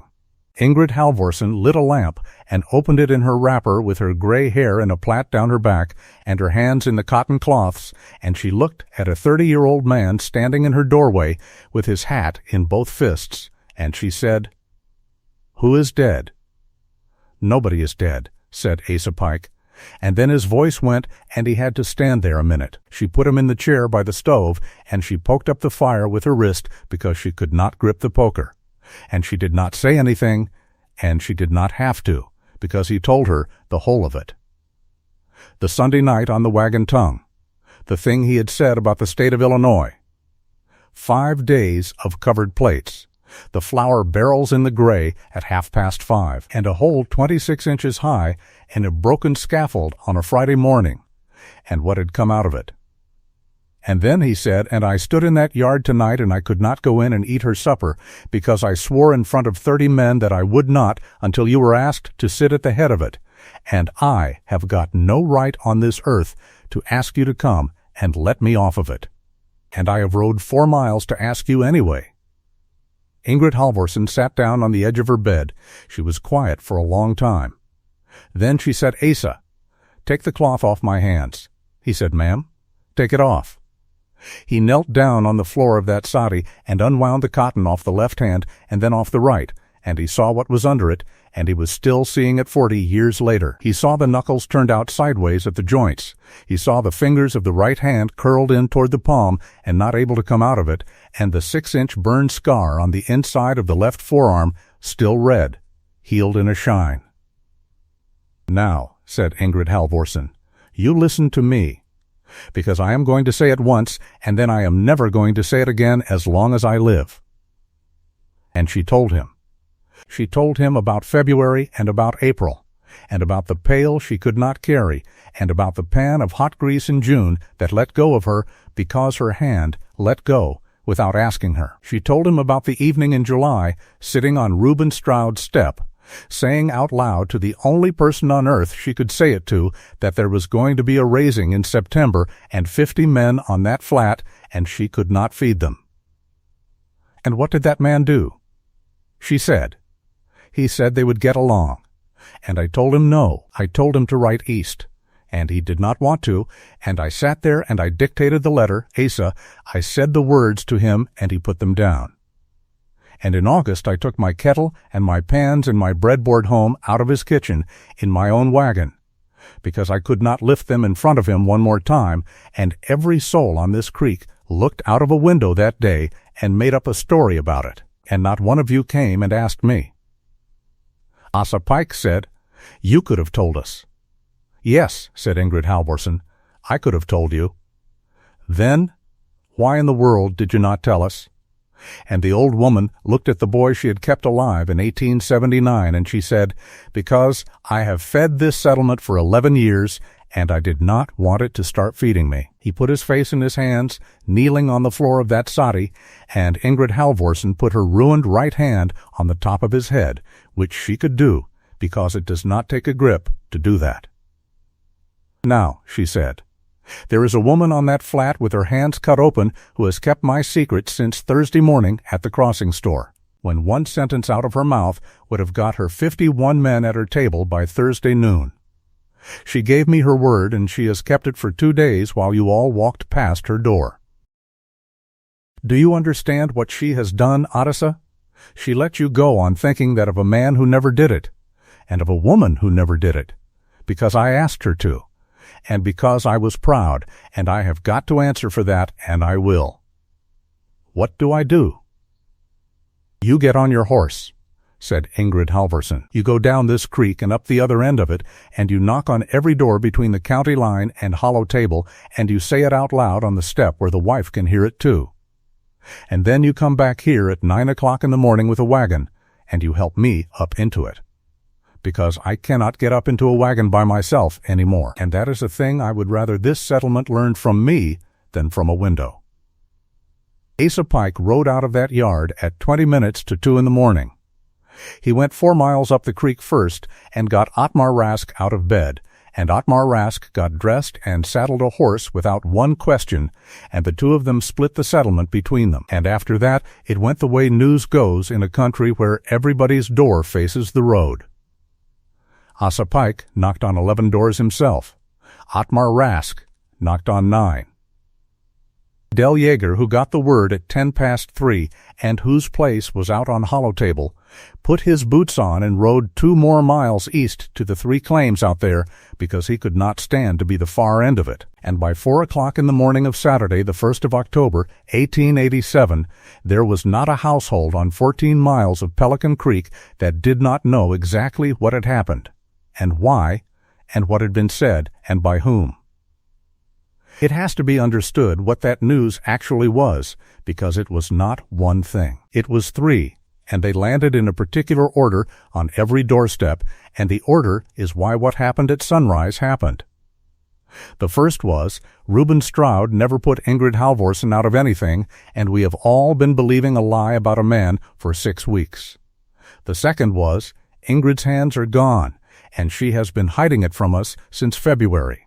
And the third, which was the one that got said last, on the step, in the dark, with a wife standing behind the man in the doorway holding a lamp, was, and the woman we would not eat with went in under 900 pounds of oak yesterday morning for the Lowry boy, and she has got both hands cut to the bone, and she cooked us 3 meals a day for 5 days that she carried out and carried back in. Again, and she never said one word. Rilla Pike had her husband's other chart on the line at 4 in the morning and a pail of eggs packed by 1/2 past. Now, on the flat. Cordelia Vance did not know any of it. That is the part people always get wrong when they tell this story, and it is the part she was most particular about correcting, for 50 years, whenever anybody told it in front of her. She did not sit up cooking all night because she knew they were coming. She had no idea on this earth that anybody was coming. What she knew was this. It was midnight, and there was a boy with a broken leg on the end of her table, and his mother asleep in a chair beside him, and there were 9 men who had eaten fried eggs standing up, and out on the flat there was not one wagon left where there had been 50. She knew that the raising was over.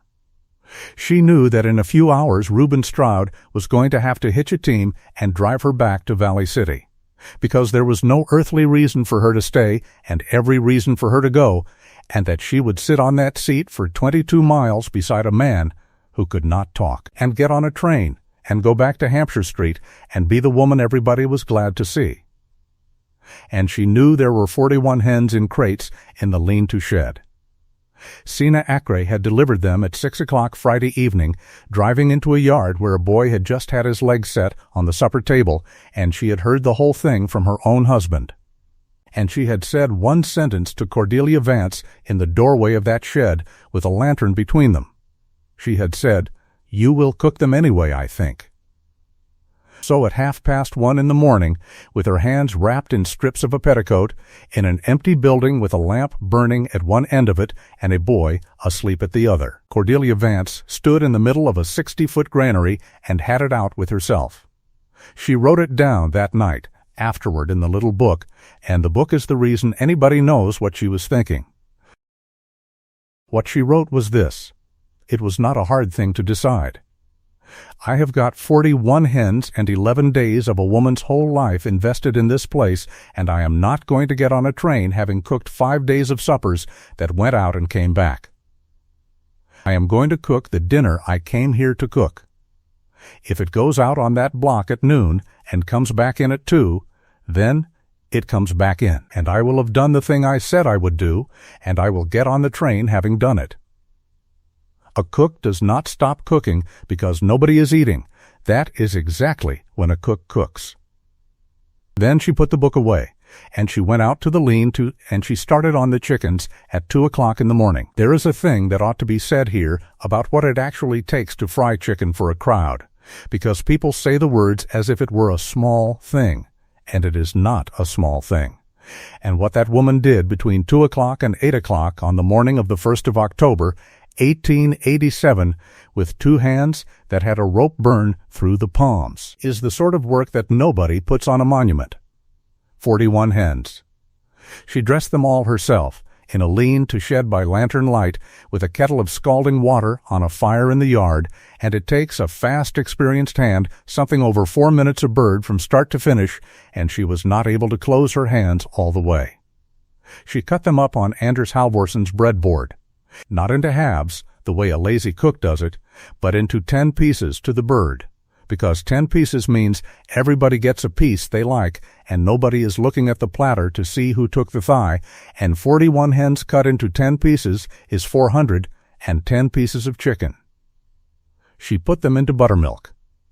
She had bought the buttermilk from Siniakri on Wednesday, 11 gallons of it, and she filled 2 milk pans and a dishpan and the big yellow bowl, and she put the pieces down into them with salt and a great deal of black pepper, and she set them in the coolest corner of that granary, on the north wall, which is the one place in that building where the cold gets in under the sill, and where she had been warned on Thursday morning never to set a bread sponge. She had listened to Ingrid Halvorsen for an hour and 10 minutes at a wagon wheel, and she had taken every word of it into stock, and she used it that night for the opposite of what it was given for, and that is what a good cook is.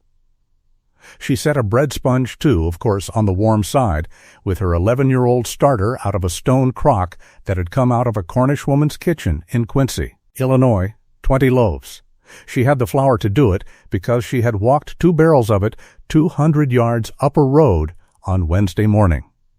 She made pie between 4 and 5. Dried apple, because it was the 1st of October and there was not a fresh apple within 300 miles, and she had 11 pounds of dried apples in the store box, and she used all of them and put cinnamon in it and a little vinegar, which was Mrs. Truan's trick, and which she never told anybody in her life.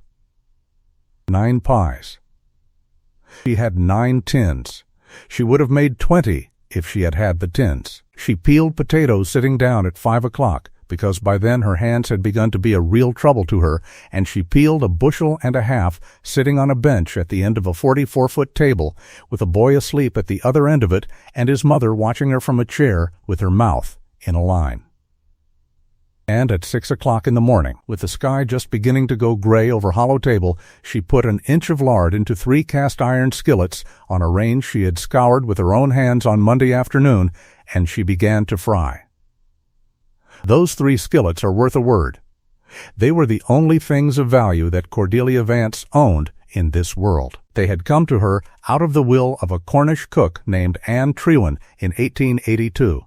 And Mrs. Truan had brought them from Camborne in 1851, and the biggest of the 3, a deep 12-inch skillet with a lip on it, had letters filed into the underside of the handle by somebody with a rat tail file about 100 years before anybody in this story was born. She had carried them 800 miles wrapped in a quilt, because she did not trust a strange kitchen to have iron worth using, and she was right. And every last piece of chicken that came off that range that morning came out of one of those 3 pans. You do not fry 410 pieces of chicken at once. You fry them 9 or 10 at a time, and it takes between 18 and 22 minutes a batch if the lard is right, and you cannot leave the stove for 1 minute of it, and you have to keep the fire even, which on a wood and coal range means feeding it small and often for 6 straight hours. Between batches, if you are Cordelia Vance, you are also getting bread out of the oven and pies in and potatoes on and gravy started and 4 gallons of coffee going in 2 boilers. What she was thinking about while she did it, according to the little book, was mostly the fire. The sun came up at 8 minutes past 7. At 7:15, out on the flat, with a wind coming out of the northwest and the sky perfectly clear and the first hard frost of the year lying white on everything, the first wagon came over the rise. It was Del Yeager's.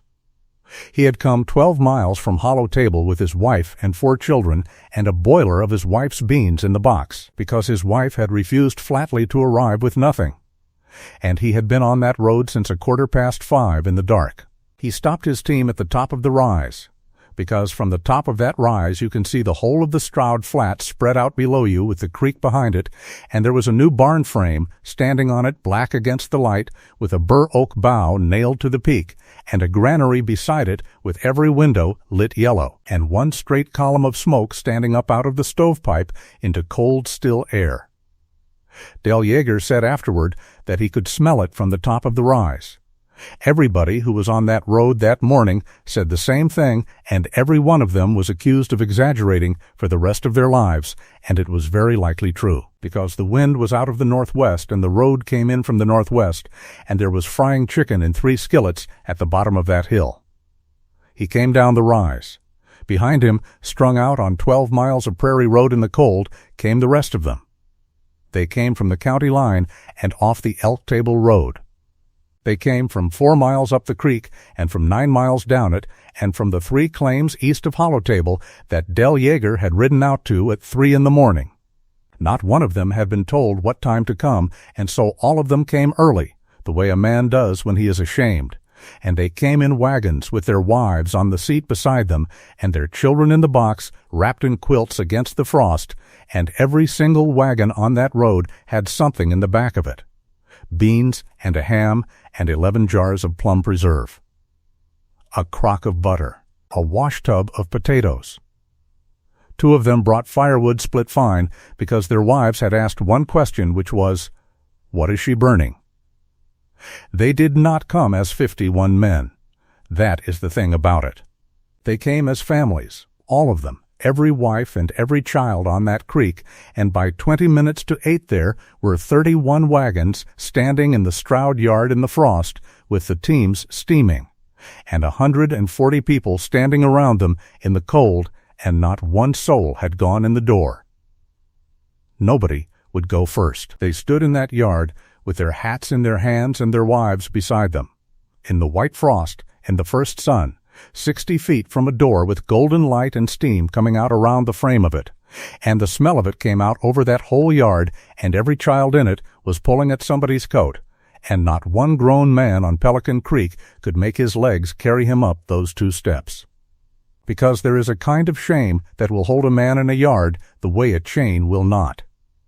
It was Asa Pike who broke it, which was only right, since he was the one who had built it. He came in last. He had been 4 miles north at 9 o'clock the night before, and 4 miles north again at 8 that morning, and he came down the creek road at a walk with a wagon and his wife on the seat, and his 2 girls in the box, and beside him, up on that seat, with a quilt over her knees, and her hands in fresh cotton cloths, and her good black shawl on, sat a small white-haired woman of 63 who had not been on that flat since the middle of August. The yard opened up for that wagon like water. Asa Pike stopped his team in front of the granary door. He got down. He went around and he put his hands up, and Ingrid Halvorsen let a man help her down out of a wagon in front of 140 people, which she had not permitted since her husband died in 1879. And she stood in the frost holding on to his forearm with a hand that could not grip. And Asa Pike took his hat off in the middle of that yard and said, loud, so that it carried, "Boys, I am going in that door, and I am going to eat everything on that table. And I am going to ask the lady in there to forgive me in front of my wife and my children and everybody else here. And there is not one of you obliged to come in with me, and any man that does not is welcome to say his piece to me out here on the grass." Then he turned around and walked Ingrid Halvorsen up those 2 steps and opened the door. Cordelia Vance was at the range with her back to the room. She had 410 pieces of chicken to get through, and she was on her 29th batch, and she had heard the wagons come in, and she had not turned around, because she had a skillet going, and because she had decided at 2 o'clock in the morning what she was going to do about Hope. And what she had decided was that she was not going to have any until she saw a man sit down. The door opened behind her, and the cold came in. She turned around with the tongs in her hand. What she saw was a small old woman in a black shawl standing just inside her door with her hands wrapped in cotton, and behind her a man of 30 holding the door open with his hat off, and behind him, filling the doorway and coming in and coming in and coming in the whole of Pelican Creek. Nobody said anything for a second or 2. Then Ingrid Halvorsen looked down the length of that 44-foot table. She looked at 20 loaves of new bread, and 9 dried apple pies, and a wash boiler of potatoes, and 2 gallons of milk gravy, and 410 pieces of fried chicken piled up in crags on every platter and dishpan and roasting tin in that building. and at a breadboard she had brought out of Norway in 1859 sitting flowered on the end of the table. And at the north wall where the buttermilk pans were sitting in the cold, exactly where she had told a stranger the cold got in. And Ingrid Halvorsen said, in the accent that 40 years in America had never once worn off her, in a voice that carried the whole length of that room, "Vel, there is a cook in this settlement." Cordelia Vance put the tongs down on the stove shelf and put both wrapped hands over her face. Now what happened next took about 11 minutes, and it is the part that got told, and it got told so many times in that county that by the 1920s there were 4 versions of it, and the 4 versions do not agree about who said what, and they agree about everything that matters. They came in, all of them, 140 people into a building 60 feet long, and the men came in first with their hats in their hands and stopped in a knot inside the door, because there was still not one of them who felt entitled to sit down, and Gideon Tharp, who was the raising boss and whose flat it was in every way that counted, took charge of it the way he took charge of everything. With about 11 words, he said, "Ma'am, where do you want us?" And Cordelia Vance took her hands down off her face and looked at 140 people standing in her kitchen and turned into the cook she had been since she was 19 years old, and it came out of her like water out of a broken dam. Mrs. Halvorsen at the head, and Mr. Pike. You will put her in the chair from the house and not on a bench, and somebody get that quilt off the wagon for her knees. Men down the north side, the long side, in off the door.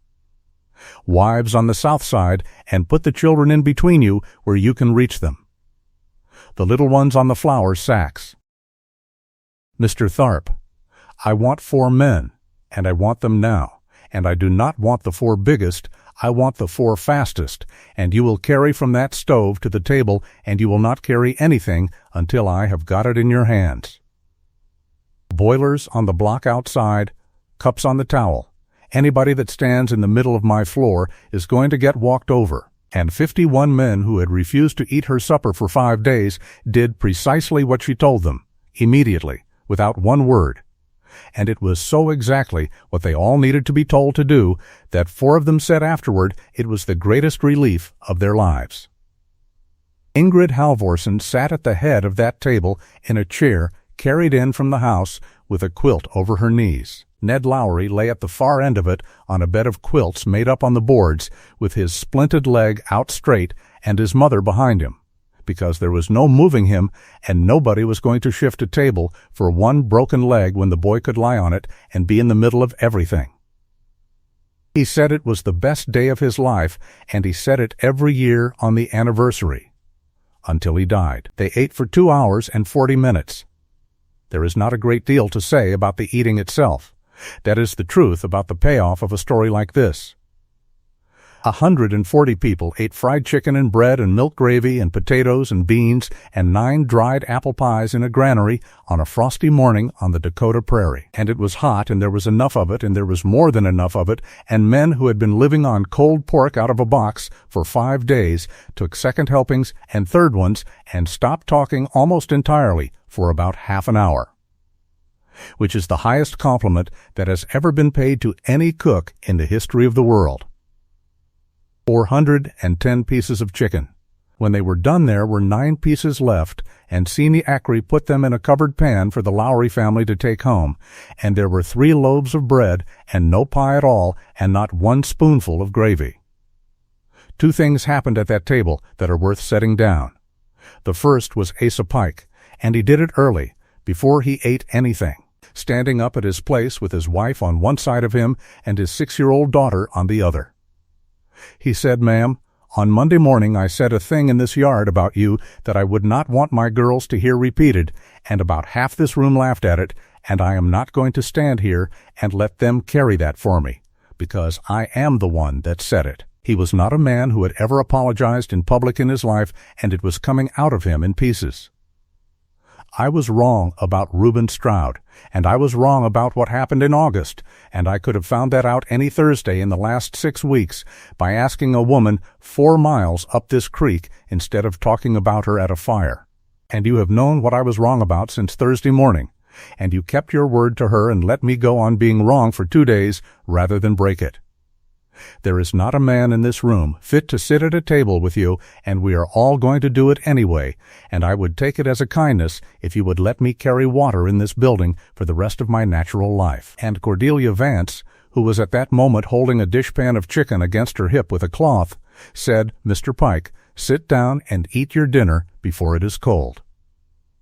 Which is exactly the right thing to say, and everybody at that table knew it.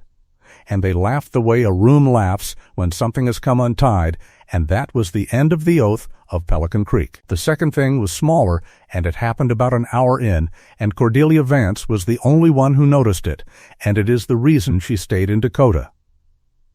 Nobody said anything about her size. Not one word.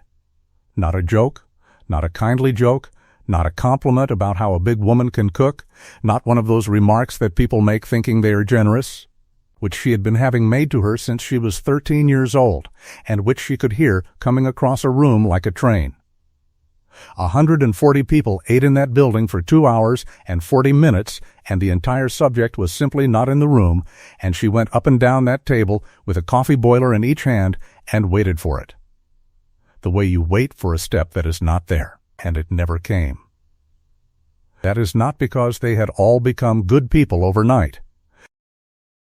It is because on Friday morning at 11 minutes to 10 every man on that deck had watched a hole 26 inches high, and had understood, in the wordless way that working men understand a thing about tools, that the shape of that woman was the reason a boy was going to keep his leg, and after a thing like that you cannot make the old joke any more. It has stopped being available to you. It has become a stupid joke about the wrong subject, like laughing at a sledge for being heavy. Gideon Tharp put it best out in the yard afterward with a toothpick to a man from over the county line who had missed the whole thing and had made the mistake of starting a remark. He said, "I would not." The man said, "I only meant." "I know what you meant," said Gideon Tharp. "I have got a barn standing on this flat because 40 men pushed on poles for 5 days. You go and find me one of them that could have got in under that timber. Take your time." And then he went and got another cup of coffee. They stayed all day. That is what nobody expects when they hear this story, and it is the best part of it. They had all come at sunrise for a dinner, and not one of those 31 wagons went home before dark, because the frame was up, but the boarding was not. And there were 11,000 feet of siding stacked on the flat under canvas, and along about 1:30, with 3 sittings of dinner eaten and the plates going into a wash boiler, 4 men went out and looked at that stack. And by 2 o'clock there were 50 men nailing boards on a barn with their coats off in the 1st of October sunshine. And their wives had taken over the granary entirely and had a wash line up and were doing 5 days' worth of dishes in relays and boiling a supper. They put the whole east side and the north half of the roof on that barn that afternoon. And in the middle of it all, at about 4 o'clock, Cordelia Vance walked out into the yard for the first time since 2 in the morning and stood there with her sleeves down and looked at it. A barn with a boof on the peak, and 50 men on a roof against a blue sky, and 140 people's worth of noise, and 31 wagons and children under everything. Reuben Stroud came and stood beside her at a distance of about 4 feet and said nothing for a while. Then he said, "It is a good barn." "It is. You have not sat down since Thursday." "No," said Cordelia Vance. "Ma'am," said Reuben Stroud, "it is not the spring yet, and I know what you told me, and I am not asking. I want to say one thing, and then I will go back up on that roof." He turned his hat around once in his hands. "I have not got the words for any of it. I never have had. But I have got 160 acres and 90 head and a house with a bad stove in it, and if you would ever be willing to look at the place, I would like to show it to you. And I will take a no as easy as a yes, and it will not change one thing about how you are treated on this creek as long as I am on it."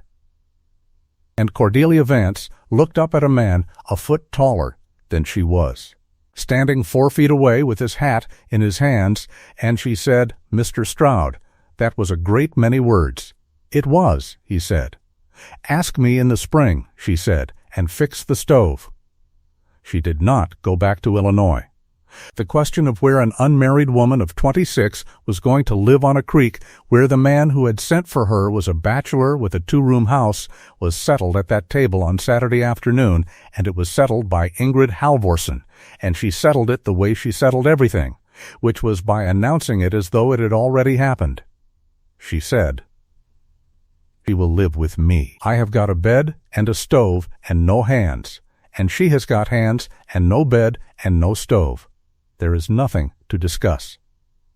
So Cordelia Vance moved 4 miles north into a sod house with a plank floor and a window on the south, and lived there for 7 months, and those 7 months are the reason that anybody on Pelican Creek ever got anything out of either of those women again. Because here is what happened in that soddy over the winter of 1887.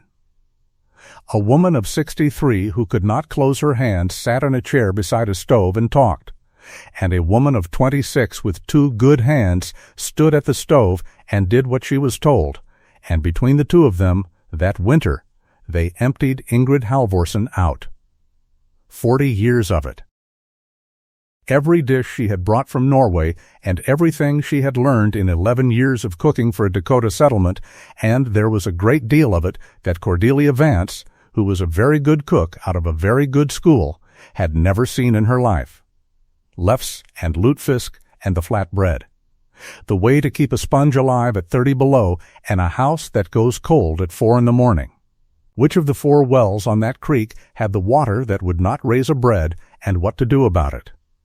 The 16 recipes she had built for feeding 40 men out of a granary with no ice house. What to send to a house with a new baby, and what to send to a house with a death in it, and why they are not the same food, and never can be, which took an entire evening in January, and which Cordelia Vance said afterward was the single most useful hour of instruction she ever got from anybody. And Ingrid Halvorsen, who had spent 11 years being the woman who fed the settlement, and 8 months being terrified of what she was going to be when she could not do it any more, spent that winter finding out. They wrote it down. That is the thing. It was Cordelia's doing, and Ingrid fought it for 2 weeks. She said nobody writes down what everybody knows. But Cordelia Vance had been keeping a book since she was 15 because a Cornish woman had made her. And she got a ledger out of the store at the crossing, and she sat down every Sunday evening of that winter and wrote what the old woman said, in her own words. In a round, steady hand, and by the spring there were 140 pages of it.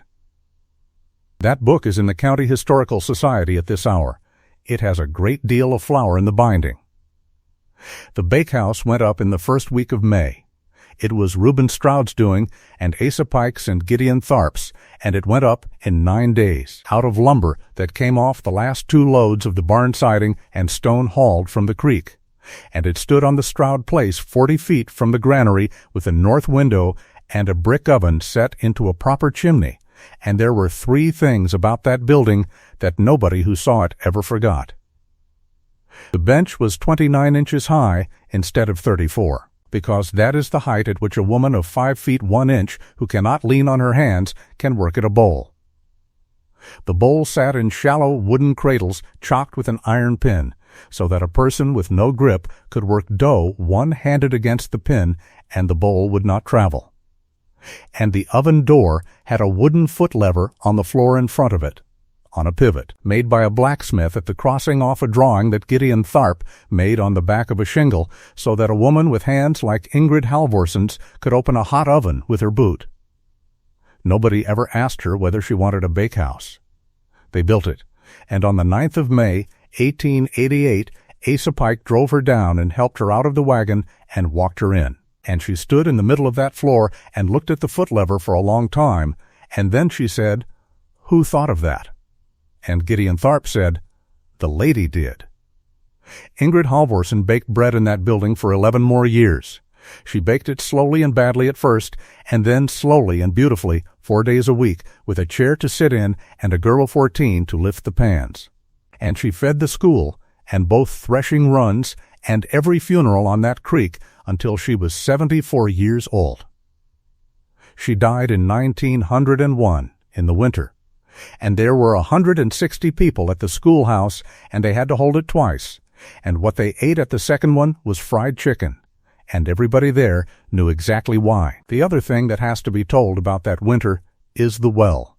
Because it happened in November, and because it is the reason that the word about Cordelia Vance went out of Pelican Creek and into 3 counties. The settlement had voted at the October school meeting to put a new well at the crossing, since the store well was bad and the school had to carry water. They hired a well man out of Valley City with a drill rig, and when the drill man's boiler cracked in the second week, they went at it the old way, which is a hand-dug well with a windlass and a bucket. 2 men in the hole and 4 on top, and by the 9th of November they were down 50, 1 feet in gravel, and cribbing it as they went. Otmar Rask was in the hole. Otmar Rask was the man who had got out of bed at 2 in the morning without a question and ridden 9 miles of that creek in the dark. And he weighed 210 pounds.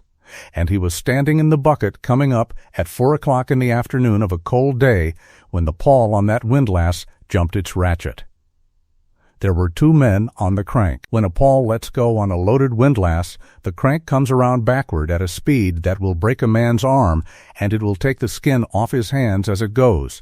And both of those men were off it in the first half turn, and one of them was on the ground. And there was a man in a bucket 50, 1 feet down over gravel and open air, with nothing whatever holding him but a rope on a drum that had begun to run. Cordelia Vance had come to the crossing that day with Sini Acri to trade eggs. She was 11 feet from that windlass. She did not go for the crank, which is what the 2 men had done and what had put one of them on his back. She went for the rope where it came off the drum, and she got a wrap of it around the upright post of the frame the way she had got a wrap around the butt of a gin pole in September, and she sat down on the end of it in the frozen mud with her boots braced against the sill of the well curb, and 310 pounds went onto that rope for the second time in 6 weeks. The drum stopped in about 1.5 feet. They got a second rope on it and got a team hitched and brought Otmar Rask up out of that hole hand over hand in 11 minutes, and he came up over the curb white as the inside of a turnip and sat on the ground. And the first thing he did when he could talk was look at the woman sitting in the mud, holding the tail of a rope with her hands wrapped in a scarf, and the second thing he did was cry. In front of 9 men, and not one of them ever teased him about it, and he named a son after her husband. The story of the well went to Valley City on the mail wagon inside of 2 days, and after that there was no keeping it in 1 county. By Christmas of 1887 there were people in Jamestown who had heard about the woman on Pelican Creek who had held a bent off a boy and a windlass off a man. And by the following summer the story had grown a horse in it and a blizzard, neither of which was ever there. And Cordelia Vance spent the rest of her life correcting people about the horse. What she never corrected, because she said it was nobody's business but her own, was the arithmetic she had done sitting in the frozen mud at the crossing well with the rope end still in her fist. She wrote it in the book that night. 2 of them now, she wrote, both of them out of the same thing that I have been apologizing for since I was 13 years old. I am done apologizing. If the Lord wanted a small woman on this creek, he has had 26 years to send one. They held the first dance in the new barn on the second night of Christmas, 1887. The floor was down by then, and the doors were hung, and there was no hay in it yet. And they swept 60 feet of new plank and hung 11 lanterns off the tie beams and put the teams in the stalls at the north end where they could look out at the whole thing, and 180 people came in from 14 miles of creek in 12 degrees below zero with hot bricks under the buffalo robes. Gideon Tharp played the fiddle, which nobody on that creek had known he could do until the middle of November. They danced from 8 o'clock until 2 in the morning. The tables at the east end held everything that a settlement can produce in December, and the middle of them held 11 platters of cold fried chicken, which is not the same thing as hot fried chicken, and which, on the second night of Christmas in a barn at 12 below, is arguably better. Ned Lowry was there on 2 crutches and danced part of a square on 1 leg with a great deal of assistance, and was scolded about it by 4 separate women. Ingrid Halvorsen sat in a chair by the stove at the head of the room with a plate on her knee that never went empty, and people came and sat by her one at a time all night, which is how it went from then on at everything, on that creek, for 14 years. And at about 11 o'clock, when the fiddle went into a slow one, Reuben Stroud walked the length of that barn in front of 180 people and asked Cordelia Vance to dance, and she said, "Mr. Stroud, do you dance?" And he said no. And she said, "Well, neither do I," and they did it anyway, badly in the middle of the floor. A man 6 feet 4 inches tall and a woman 5 feet 4 inches wide, who between them took up about as much room as a wagon and a half, and the whole settlement stood back and let them have the middle of it. They were married on the 14th of April, 1888, in the schoolhouse at the crossing, by a circuit preacher who had been asked to come 3 weeks early and had rearranged his whole spring to do it. She wore a pearl gray wool dress with a cream silk collar that she had cut and sewn herself in Ingrid Halvorsen's sari over the winter, and Ingrid Halvorsen sat in the front row in her good black shawl and cried without any dignity whatever. And Asa Pike stood up with Reuben Stroud because Reuben Stroud had asked him to, which is a sentence that would have got a man laughed out of that county the previous September. There were 211 people at that wedding. The dinner was held in the barn. Nobody let the bride cook one thing at her own wedding, and there was very nearly a fight about it in the yard, and she gave in, and 40 women fed 211 people out of a granary using her stove and her book and her instructions, delivered from a chair, in detail, all afternoon, until C. Nacre took her by the arm and led her out of the building. Now the rest of it quickly, because a life is long and a story is short. The Pelican Creek barn stood for 81 years. It wintered stock for 9 families through the winter of 1888 and every winter after that until the cooperative was dissolved in 1919, and it was the school and the church and the polling place and the dance hall of that settlement for a generation, and there were 4 weddings in it and 1 funeral. And it burned in 1968 when a hay elevator shorted out, and there were people at that fire in their 70s who cried at the sight of it and could not entirely explain why to their grandchildren. Cordelia Stroud cooked for the threshing runs on that creek for 31 years. That was the arrangement, worked out at the school meeting in January of 1888, and it was the first time anybody on Pelican Creek had ever been paid 1 cent for feeding a work crew, and the argument that carried it was made by Asa Pike, standing up, and it went, in full, "We have all of us been getting fed for 11 years by a woman we never paid, and look what it cost her, and I will not do it twice." They paid her $11 a week and found. She took it that time. She took it for 31 years, and she put the whole of it into her own account at the bank in Valley City, in her own name, which was a thing a married woman in that territory could do, and which about 11 of them did. And when the hard years came, in the 90s, there were 4 families on that creek who got through them on money that came out of that account and was never once spoken about in public by anybody. They had 3 children. Anna, who was born in 1889 and who was a big girl and a big woman and never once in her life heard one word about it in her father's house. Then Reuben in 91.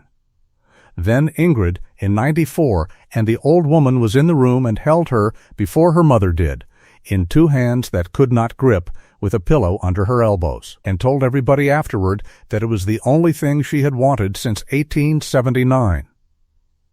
Reuben Stroud died in 1926 at the age of 74 in his own barn in the afternoon of his heart, sitting on a milking stool.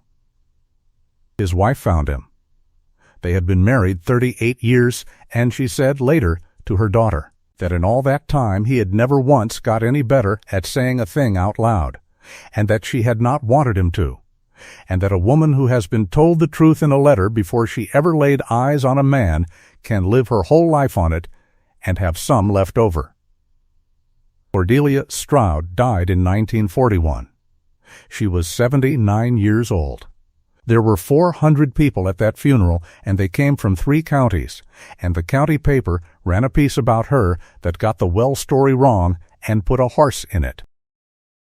Ned Lowry, who was 73 years old that year and who walked to the front of that church with a hitch in his step, told them the whole thing from the beginning, the way it actually happened, with the covered plates and the flour barrels in the gray and the 26-inch hole, and he did not get through it, and Asa Pike's daughter, who was 60 by then, got up and finished it for him. And the skillet is in a case at the County Historical Society in Valley City at this hour, along with a 140-page ledger with flour in the binding and a maple breadboard with a name cut into the back of it in 1859.